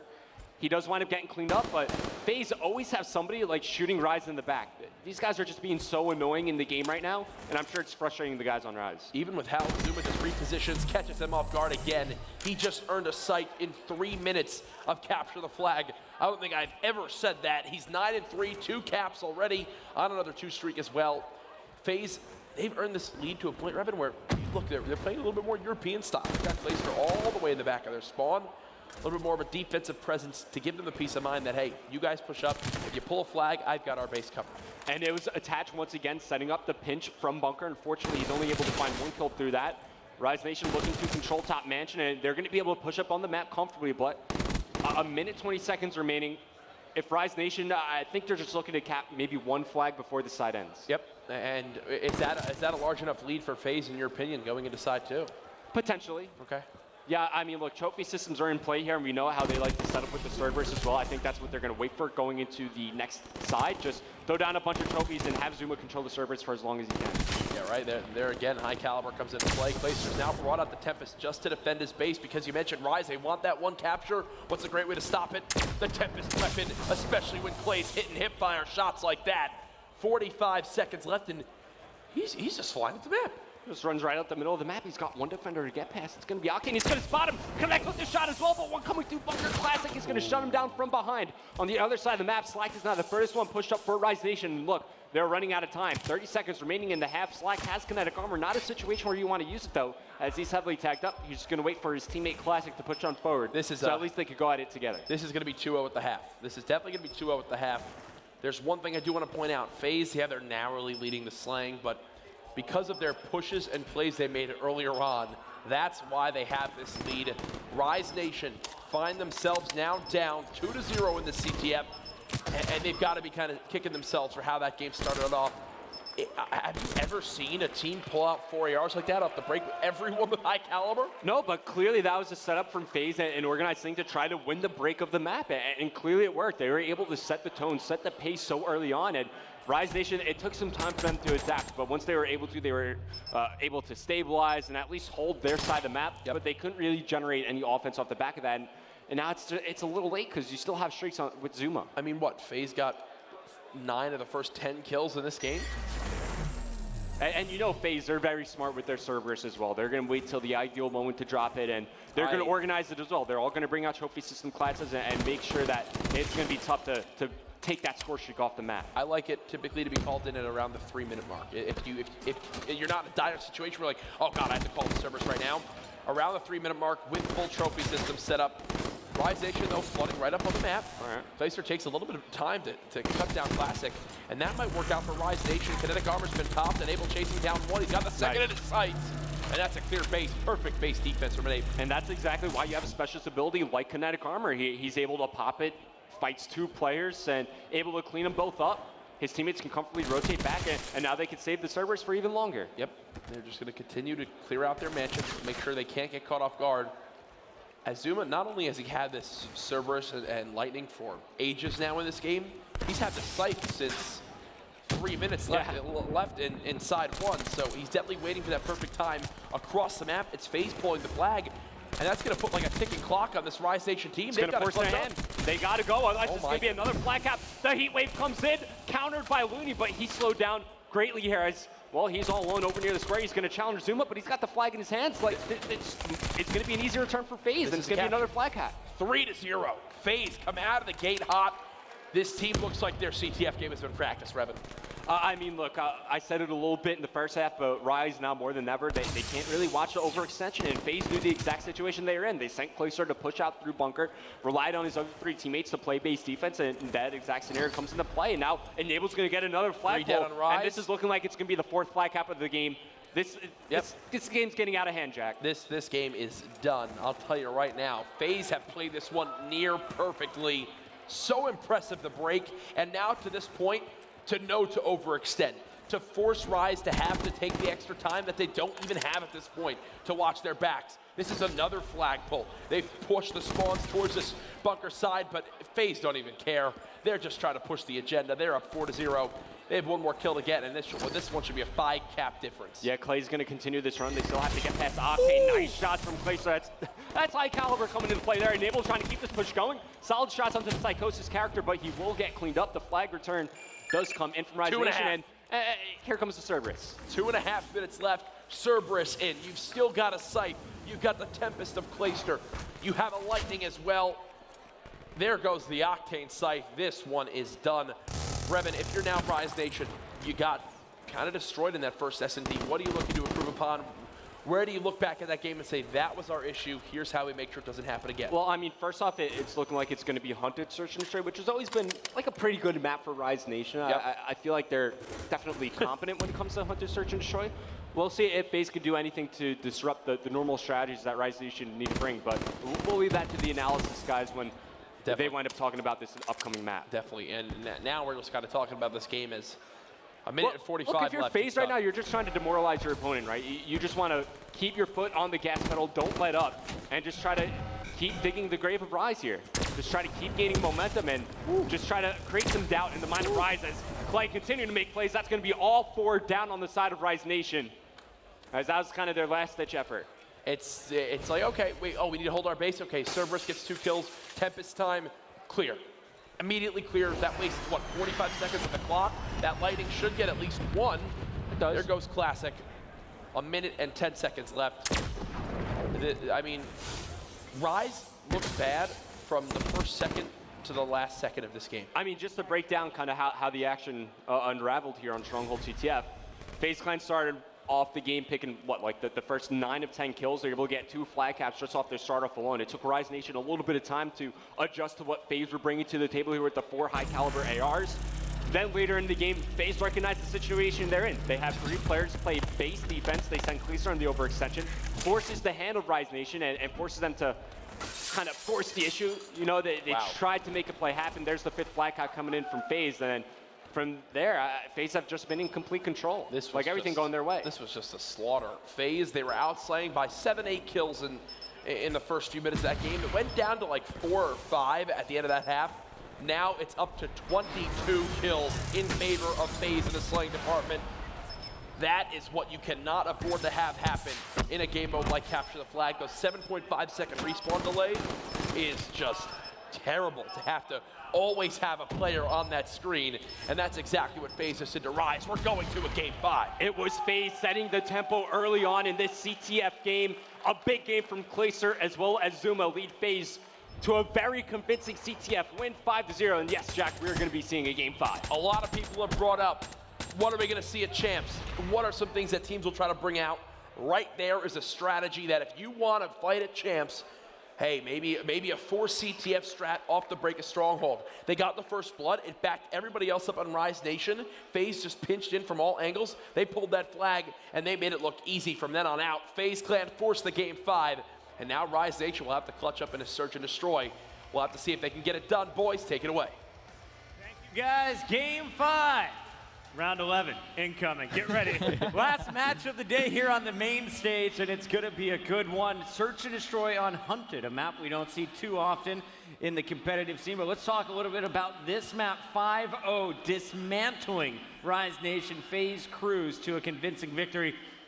Who is the biggest surprise here? Was it that Zuma is finally alive and showing what he is made of? I think that's what they needed this entire series. We talked about how it was kind of starting off slow in the hard point. Search and Destroy went 2-6. They won, but it was not the Zuma that we've been seeing. But now he's finally came alive. He's been playing well. You see it in this video right here. He's going off right now. This entire CTF, this entire team played textbook CTF. They were pinching at the right times, communicating where they want to pull the flag, when they want to pull the flag, and how they want to do it, and they did it perfectly. Great use of streaks out of Zuma too. This was a really big play. Stopping 3 Rise members at his base while he goes down right there was probably one of the game-changing plays because that was still one of his low scores. That's a Black Ops 2 Hellstorm right there. Oh, yeah, picks up 3 of them. Yes, it was. Yeah, really quality stuff from him. Basically, throughout the entire first half, he was the reason they were able to get a lead. And when you have a lead like that going into a stronghold, it's really, really tough to bounce back. It's so easy to use your lead to your own advantage. They did it perfectly there. So this is FaZe playing at their best. So good to the point where they're able to set up trophy systems around a service. I felt like I was watching old school Raid where they just set up trophies all around a sentry and just protect their base. Why is FaZe so good at CTF? Is it this map or just the way that they got started, Joe? I mean, it was just the way they got started. And one thing I want to point on is High Caliber gets through, and it seemed like FaZe used it so effectively. Like, it was something they planned on. Stronghold's a map where there's so many positions in the back of bases that you can just defend it. Where if a player like Tommy or Zuma has High Caliber on an M8 and he can one burst, a player in the back of the base, that allows him to get that flag out. So, maybe a strategy, again, a new strategy we're seeing from FaZe. We're going to game 5, and here's how we got here, guys. It all started with evac hardpoint. A pretty strong start coming in from Rise Nation, 250 to 224 after a phenomenal performance from Slacked in that one, but then FaZe answered right back in Search and Destroy. The biggest surprise, though, definitely came in game 4. Rise Nation held off the scoreboard after winning uplink. So we're going into game 5. Replays, I know I can't ask you because you can't show bias between these two squads, but fellas, who is the favorite team to win this? I'm going with FaZe. Every time I've seen them play on Hunted, they always somehow clutch up. They don't necessarily play the rounds as correct as you probably could, but someone always completely takes over. I'm expecting it again. Yeah, and I think Reap said that the last 2 times they played each other, FaZe has taken it. Both round 11? Both round 11. Both round 11? Yep. So, I'm going to switch it up. I'll go with Rise in this game 5. I just always yell game 5, round 11, Yes. but this has some history of going to round 11. Replays, if it gets to round 11, who do you put your money on in the 1v1? On the spot. I'm gonna go Attach here because both times they played this map, Attach has had I think 12 kills or something crazy like that if I'm correct. So I'm gonna go with Attach on that one. And who's he playing on the other side for Rise Nation? Who's the last man standing? It's definitely gonna be Classic. I feel like. Classic versus Attach, round 11. I feel like that's gonna happen. We see the future and we see them ban and protects guys. Overkill is out. Of course, we're going to see some RK5 in the mix like we saw on Breach most likely. HCXD and Rapid Fire are removed. Thermal is going to be taken out by Octane. So pretty similar to what we saw in the first S&D. What should the remaining bans be? Probably Tacticals, and then High Caliber. Yeah. I mean, we were thinking maybe something weird gets through. I mean, again, FaZe has been trying out new things. High Caliber worked out very well for them. But actually, it got rid of it. So they just want to play straight up Search and Destroy. Yeah. The Shiva is in. Oh, is that going to come into play again? The Shiva is in. How big of a deal will that be? That's a good question coming in. Real quick before we throw it back to the castle, guys, let's talk big picture on Hunted. We haven't seen this map a ton, but it's used in Search and Destroy. Fundamentals, how do you play this map? What's the bomb site to focus down? This is probably one of my favorite maps for 4v4 Search, and I'm going to say that B bomb site's probably the most preferred bomb site. You want to hold it down there. Once you get control of that, there's 2 lanes to watch, and then you have your waterfall lane, which is kind of relatively easy to watch from the water. Right. So you definitely want to get some B site control, but you have seen teams over and over again actually get good A control if they do it the right way. So it's definitely a map where you can go to both, but probably the B side is where you want to be headed. Want to go near that waterfall. TP, if you're rocking your specialist here, what's the first one you want to lock in? First one, I think the wave or even a camo for a waterfall rush is really, really good to use. Overall, I think that it's a weird comparison, but getting middle map also, it's similar to Breach in the sense where once you get middle control, it creates that lane where you have the option to go through spawn, back towards B, through the waterfall, or in towards the A steps, the water. There's so many different routes you can take with middle control, so I think it's very important on Hunted. And are we only going to see streaks on the attack, or do you pop them on defense as well, Joe? Pop them whenever you can, as long as you make the best use out of them. Absolutely, you use them when you can. All right, well, we're going to game 5. We're hopefully going to round 11.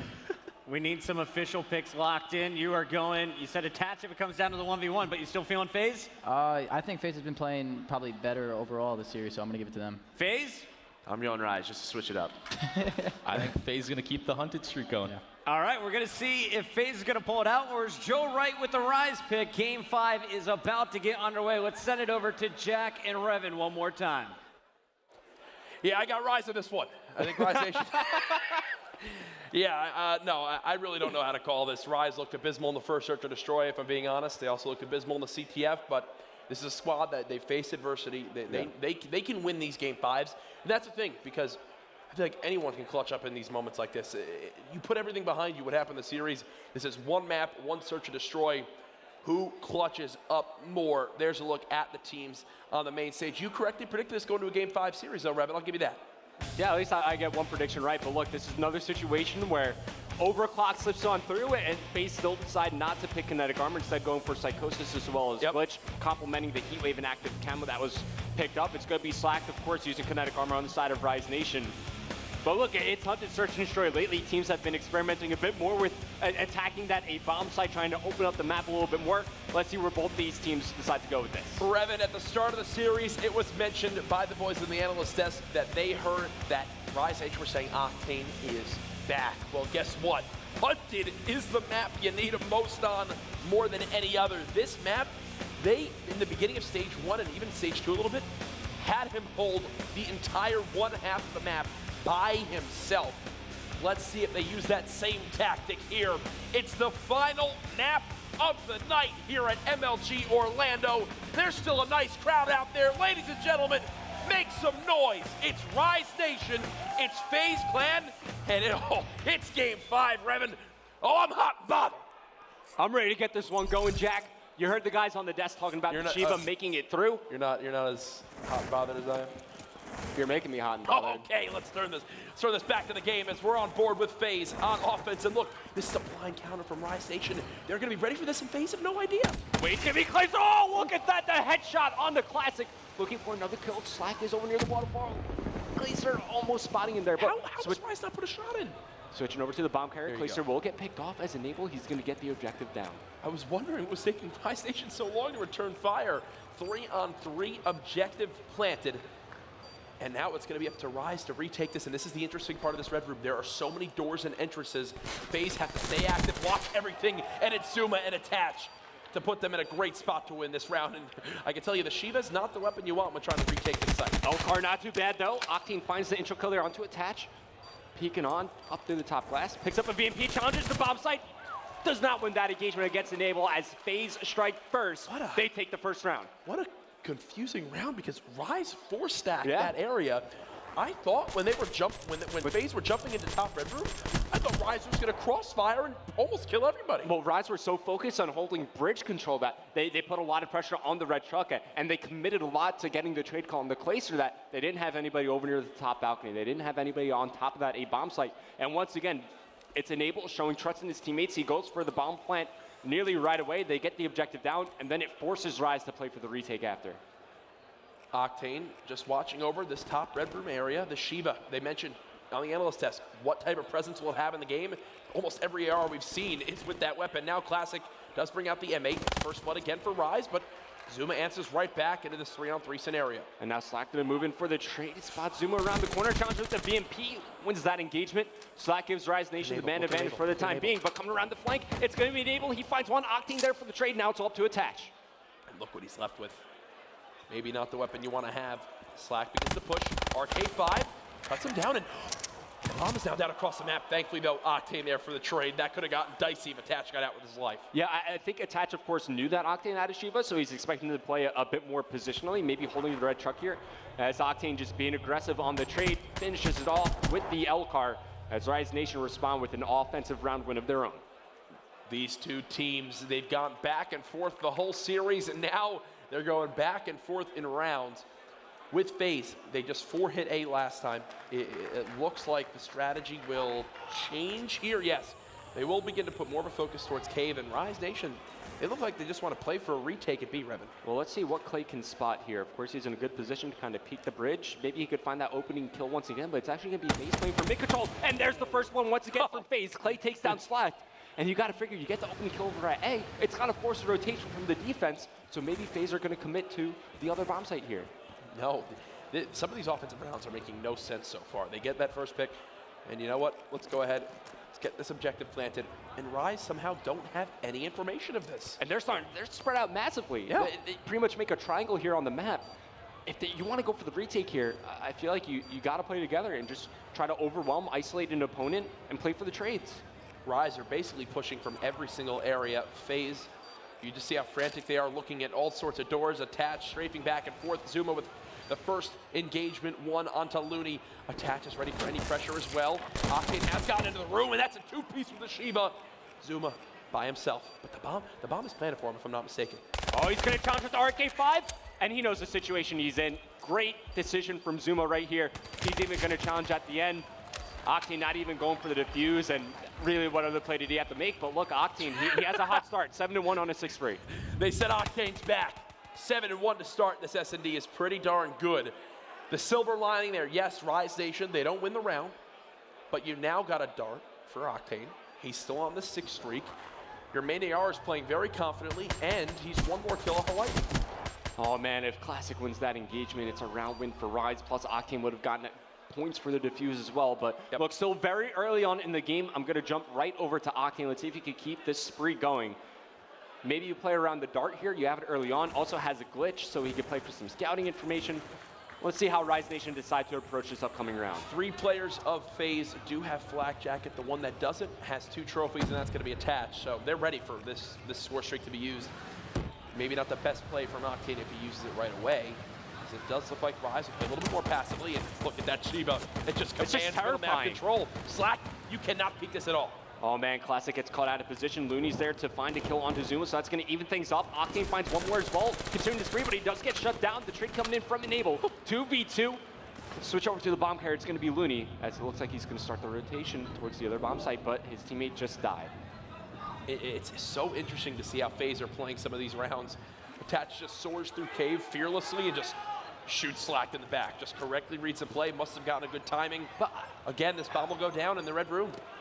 I feel like Looney's teammate should have been closer to him. I mean, they had a clear path over towards the A bomb site. That's clearly where Looney was heading.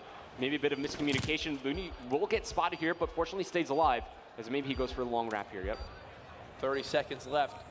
Rise Nation again find themselves in quite the tough position. If you missed game 2, Faze stomped them 6-2 in Search and Destroy. Faze with an opportunity to go up 3-1 here. Gotta be up to Looney to have to check this one. Done it as of yet. Enable spots him. He's one shot, trying to play his life. Won't work out there. Faze win the round.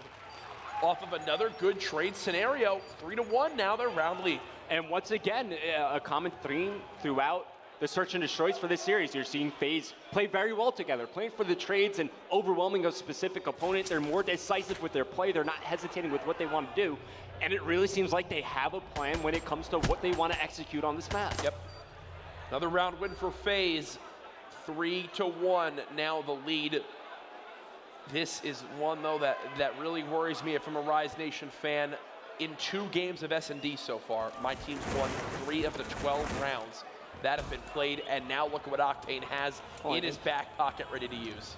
I feel like it's tough to use it on the defensive side, but you don't want this game to get out of hand, right? You don't want to allow Faze to continue to build the significant lead that they already have up 2 rounds currently. But they're going to play around the dart, and this might be a quick bomb plant from Faze. So if I'm Faze, I plant this right away, and I move that trophy right up the map, right? I immediately just go ahead, drop it near this site. Dart comes flying in from Octane, and Faze were ready for it. They had Flak Jacket on everybody. They'll plant the bomb, and the dart leaves everybody unscathed. Yeah, they did a good job tracking how many points Octane was able to get, so they might even know that the lightning strike is in play. But there's first blood. Octane takes down Zuma. Classic looking for his first kill of the game, as he's going to be coming around the flank, but action about to go down over near the bomb site. Let's switch over to Enable. He's able to find one. Attached falls as well, and it's all up to Clayster. Clayster, 1 versus 2. Sees one in the water, but gives away his position. What? Shoots him right through the waterfall, but Classic's there for the trade, and that will be a round win for Rise Nation. Classic finally on the board. Was hopping in the Octane Jansport backpack there for a second, but now has finally found one. Yeah, Octane has more kills than everybody else on his team combined right now. Pretty good performance so far. Yeah, and this game is still close. I mean, right now, if Octane keeps at still this have pace, a lightning too. If he keeps at this pace and his team wins in round 11, he is on pace for 22 kills. Is that good? Average. Average? Average. Yeah, we expect more from Octane, to be honest. I want 30 kills. But let's see if they decide to play around the lightning strike in this upcoming round. We're going to switch back over to Octane, still with this glitch available for use here. Let's see how Rise Nation decide to approach this round. Looks like they're shaping up for maybe an A push. Let's follow along with Octane as, again, he'll challenge his top window. Clayster walks right through his sight. I think he shoots through the wall in that second bullet instead of getting the kill. Clayster gets away one shot. Faze will get first and second bloods, and just like that, Rise are going, how? Octane gives up position Ow. inside the hut. Faze decides to push on forward, and then they get the angles to pick off Rise one by one. Now it's Luli left in a 1v4, a very tough situation to be in. He's just trying to find any kill he can get. He's got a lot of time to play with, but if he doesn't find anything in the next couple of seconds, I feel like you just got to jump off the map or drown yourself. You're just basically giving up specialist meter to Faze at this point.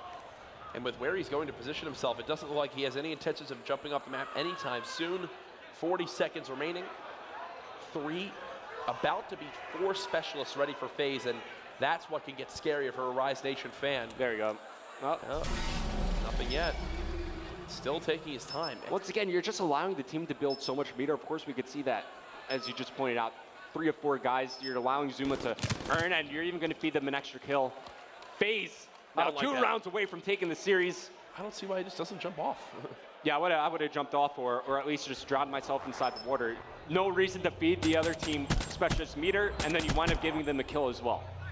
Which can come down to defense on this map. Yeah. I mean, unless Rise Nation feel more comfortable playing from the offensive side in round 11, I don't see why you want to give up that kill. Let's go ahead, though. Keep track of exactly how that affects the game. Everybody on Faze pulling their weight. Right now, it's the Octane show for Rise Nation, and since he's slowed down, Faze have sped up. It's going to be Faze Glenn back on offense. They've got a heat wave to play with. Yeah, I feel like you play around one of these specialists in this upcoming round. Just try to put yourself on match point. Patch up top, going to spot one middle. He will get taken out first blood. The trade comes in from Zuma. He gets cleaned up after. It's going to be Clay going exactly where his teammate just died. Shiva in hand with his glitch available. His teammate dies, and now it's all up to Clayster. Clayster finding his way towards the top area of the map. Should have one on Octane. Now 1v2, and with glitch, this is definitely still possible. He's going to have to get fancy on him. His time is ticking, 50 seconds remaining, and he has to play at the spot. Okay, so still plenty of time to play with here. Doesn't necessarily have to reload the Shiva. All you need is 2 bullets for 1 kill. This might be a situation where you can use this glitch ability, just slow peeking the corners, just trying to catch one player out of position. Slack just around the corner there. Clay gonna peek, finds one into the corner, takes out Classic, glitches out, brings it down to a 1v1. Time starting to wind down, less than 30 seconds remaining. And what I'm wondering, did Slack shoot and give away his position? Does Clayster know exactly where he is? I'm not sure. 20 seconds left. The tough spot for Clay is now he can no longer start checking all these different areas. 15 now remaining. Clayster, it's still possible. Slack should get a ton of information right now. Wait, he doesn't see the other side of the bomb. Nope, he knows it. He knows it. He doesn't know anything. Oh my gosh. What? Is he gonna get this? What? He is! He's gonna get the bomb off! Slack checking the wrong bomb site. The thing is, Slack didn't see the other side of the bomb. He only saw one side. I thought he would have heard it. Now it's gonna be the 1v1 continued. Slack making the good route here. They're gonna meet up right around the corner. He checks it and he wins the engagement. Great stuff from Slack. Good intuition. Even though you feed the plant, you win the round. What do you think about that, though, from Clayster? He plants it on the side and sits in a corner. I thought he was going to go down kind of under the walkway and just maybe jump check it. I mean, there you could play top deck. Because you have a Shiva, right? You want to keep your distance from the opponent who has a VMP. I mean, I don't know. Maybe he's expecting Slack to come flying through the room and he just holds that angle and hopes he doesn't check that corner. But no, for how well Clayster played that entire scenario, I'm a big believer in not playing a random corner and just hoping they cross your path. Well, look, in the end, you only use a glitch in that round. Yep. But you're letting Rise Nation hang around. And Octane continuing to perform, 12-5, waiting on Classic to have an impact in this game. Well, Looney as well, you still have this lightning strike to play after. It's going to be Octane playing the initial peek here at B. Octane's so ready for this one. Going to have to back up for a moment. That will actually prompt all of Rise to fall back. And everyone backs up with him. Yeah. So go ahead. Just peek this one again. Quick little shoulder peek. Get some information that he's got that area clear. Now it's grenade time. Faze have been using trophies though. Yep. Nice job by Attach. He's had them on all game. And that's a quick one versus Attach. Follow up, nothing to be shown for it as Enable trades it. It's number advantage to Faze again. Yes, Slack also had his kinetic armor available for use in that situation. Looney peeking out over in the mid. We'll find Clayster, but he's gonna back up. Meanwhile, here's Slack for the trade, finds one, can't get the second. As it's all up to Looney, a 1v2 for him. Enable just turns and pumps the one burst he needed to into him. 4-3 in rounds. Looney 1 versus 2. Is it possible? Yes, but the chances aren't looking good. Do you use the heat wave if you find yourself in a position to do it? I don't know if I think you might. No, he checks the wrong side. Enable puts Faze 1 round away. from winning this 5-game slugfest of a series. All right. So now if you're Faze, you do have a couple of rounds to play with. You have the specialist advantage as well. Do you do something a little bit risky here? High risk, high reward play? Or do you just play standard, what you've been doing all game long? Gosh, I mean, I don't even know how to answer that, because you're now on offense and you've done some things on offense that I would already argue as high risk, high reward. Pushing 3 members top, middle, and flanking Red Room. I mean, where do you go from there? You just send 4 through this Red Hut into Cave. Maybe that's your play. And okay, that's exactly what they're going to do. No, I'm just going to go right down the middle of the map. He has Heat Wave here as well. He's going to turn the corner. He's going to get spotted. Might get caught out of position, staying alive for the time being. His teammate's trying to push up to give him the cover that he needs, but essentially he's trapped in this lobby. He can make the play with Heat Wave. Slack though with First Blood. Faze not going to get an easy round, I can tell you that much. Well, Rise are definitely not going to give up without a fight. They do respond, but Attach does get cleaned up. You have Camo here available for Zuma, but they're down in the man advantage. Zuma gets shot from behind. RK5 not going to get the job done. Enable 1v3. Silver lining, he's got the objective, but he's got the time, the numbers, as well as the positioning against them. Okay, so maybe you're letting Classic build his meter here. We'll find one. Takes down Slack. I don't know what Slack is doing there. And now this is doable. Well, I don't know what Slack is doing right there. He was caught out of position away from the rest of his teammates. Enable should be able to get the objective down. Let's see how he plays his post-plant positioning now. I mean, now in this spot, he can definitely still get this done. He's got an EMP to check as well. 40 seconds remaining. Yes, he does have to cut some corners on what he normally would kind of peek and look around, but for the most part, this is definitely still doable. I like his movement so far. You can see through the X-ray exactly where Rise Nation are. This is going to be perfect from Enable. He's coming up right behind these players. He's going to find one. Takes out Classic. Oh, the glitch from Octane is going right behind him. Enable staying alive. Both players are about to meet up. Good movement so far from Enable as he's just milking time off the clock. No way. That's going to do it. I don't think he has time to get to the bomb. There's no way he's got time. No way. No, this is going to do it. Faze are going to win it in Game 5. An impressive performance from them. Octane's 13-6 isn't enough. Enable, the man of the hour right there, clutches up in a time of need for Faze as they will go ahead and kick off their Friday with a 2-0 start, joining that about the game. All right, Faze came to play, baby, and look, Enable, just great decisive play in that final round. No hesitation whatsoever, pushes through the tunnel, the long side wraps all the way around. It was a good glitch from Octane as well, but Enable knew the exact situation he was in, wasted enough time off the clock as well inside the lobby to secure the round win. Enable's the MVP of that Game 5. I think he goes 11-5, 4 plants, a defuse, clutching that scenario, getting every single thing done. Now, Rise Nation, they dropped that series. What's the number one thing to look at? Well, yeah, they got destroyed at CTF, but both search and destroys. I think combined, they win 5 rounds. That's always been the case with Rise Nation. It seems like if they're unable to win like every single respawn in the series, they wind up dropping the search and destroys and they lose the series off the back of it. Rough spot for them to be in. Biggest things we saw, though, from this FaZe Clan team, they kept their composure. Their search and destroy looks great, which is exactly what Replay said it would look like with all the practice they've had.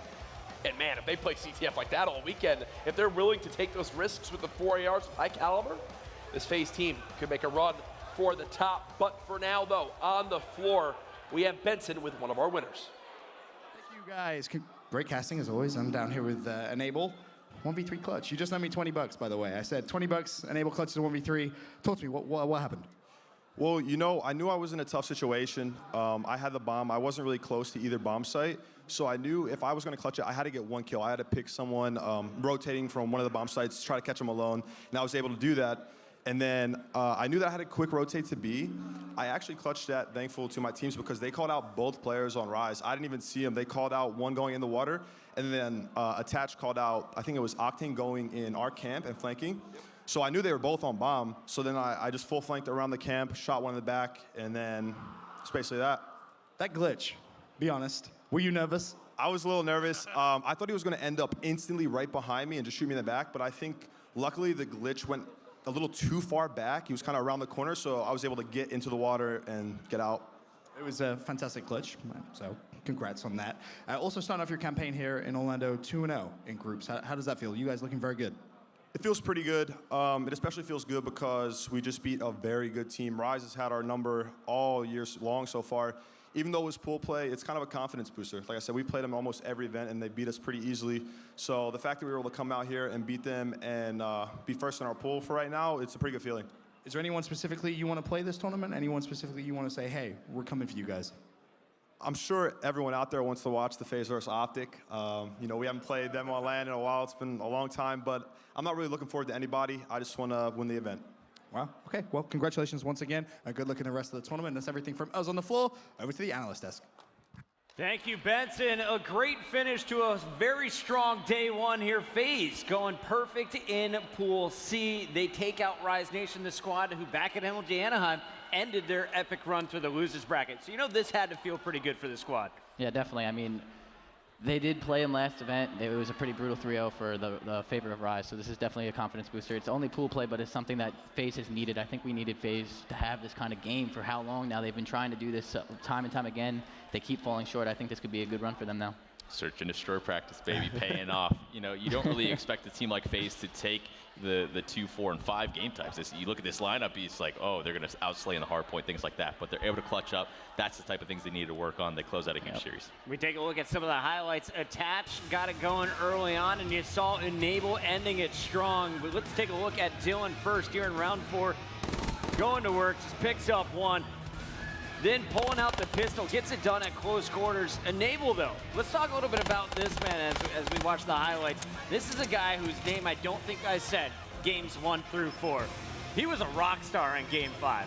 Yeah, I mean, he's been putting a lot of time in the search and destroy. This is something that the FaZe clan has been struggling time and time again. They keep going to events and losing 2 search and destroys. One of them's not playing well. Ian, especially Enable, has not been playing too much search and destroy, but before this event, they finally sat down and said, I think it's time for us to actually practice the game type we're not good at, and then it paid off. In the grand scheme of things, guys, we have 106 teams here this weekend. Where do you rank FaZe when it comes to their S&D play? Because this is, I mean, other than the CTF, this is where they outclassed Rise Nation. Yeah, I mean, right now you probably put them top 4. After this match, it's looking good for FaZe. We really weren't sure how good FaZe was going to be coming to this event, just how the year has been. Yeah, completely agree with you on that one. And I think FaZe should have closed out this series with the uplink. Definitely. Obviously, they have to close it on CTF, but that map number 3 was in their grasp. And just some really weird plays from them not able to clutch that one out. And I mean, like I said, we're talking about FaZe really quick. I think, honestly, they even played the hard point kind of well. I mean, Slack played absolutely fantastic, and that's hard to play against. And then you have Zuma, who is supposed to be the guy doing what Slack's doing, started off a little slow. So honestly, I think FaZe is looking pretty strong for this event to the next team they play, and that's their first win over one of those powerhouse squads, I think, of all year. So that's something that's going to be really good for them. Before we leave this topic, real quick, I do want to touch on Rise. Rise, of course, losing to FaZe, but they still have a chance of going second in their pool and making it out into the winner's bracket. How strong is this Rise squad right now? Because it looks like Octane is back. Throughout the series, he played really well. Definitely. Double digits halfway through game number 5, but the rest of the team wasn't there to support him. You got to think now, too, that's a scary 2-seed coming out of group. So, if you're about to win in one of the other ones, you don't really want to face I think they play Envy. It would be A1 versus C2. So potentially another Envy Rise matchup. That's one we saw in Anaheim as well. All right, well, it's not done yet, guys. Let's take a look at the big picture. Here's how everything has sorted out across the day. Envy goes 2-0. They take out Elevate to start the day and then get a 3-1 victory over E United, the former TSM lineup. In Pool B, it was all infused coming over from the UK and causing a huge upset against H2K, who is up 2-0. They reverse sweeped them, gets the first win, and then they beat Ground Zero, the former DT squad that just got second place in Stage 2. You saw the action from Pool D earlier with Optic Gaming beating Luminosity. Luminosity didn't give up. They were able to get a win over TK, so they're now sitting pretty at 1-1. Rise Nation finds themselves 1-1 behind FaZe Clan. But after looking at all the teams, who is the strongest squad in this tournament so far, guys? I'm going to go with Optic right now. Optic Gaming? Envy looks pretty darn good as well. Dominating fashion, you know, continuing the run from Stage 2 finals as well. Yeah, I think Optic, Envy, and then Faze after this is a huge win for them. So I'm really excited to see where they go from here. It can go either way if any of those teams kind of match up against each other. I think this can go either way. I think they're all kind of firing on all cylinders right now, so it's really going to be who does not make those mistakes that we were talking about before. Those mistakes cannot happen when you play each other, so it's all going to be who limits their mistakes the most and capitalizes for the win. Well, keep in mind, every team needs to play 3 pool play matches. They have 2 under their belt, but tomorrow we're going to have 4 more teams coming from the open bracket and challenging our top pro squads. Are we going to see Kingsman featuring Parasite and Miracles make it back into pool play? Is Sensor Most Wanted going to be here tomorrow? It all starts at 11 a.m. We want you to tune in. Join us then. But thank you so much for watching tonight. I'm Chris Bucket for everyone here at MLG and Call of Duty World League. Thanks for watching. We'll see you tomorrow.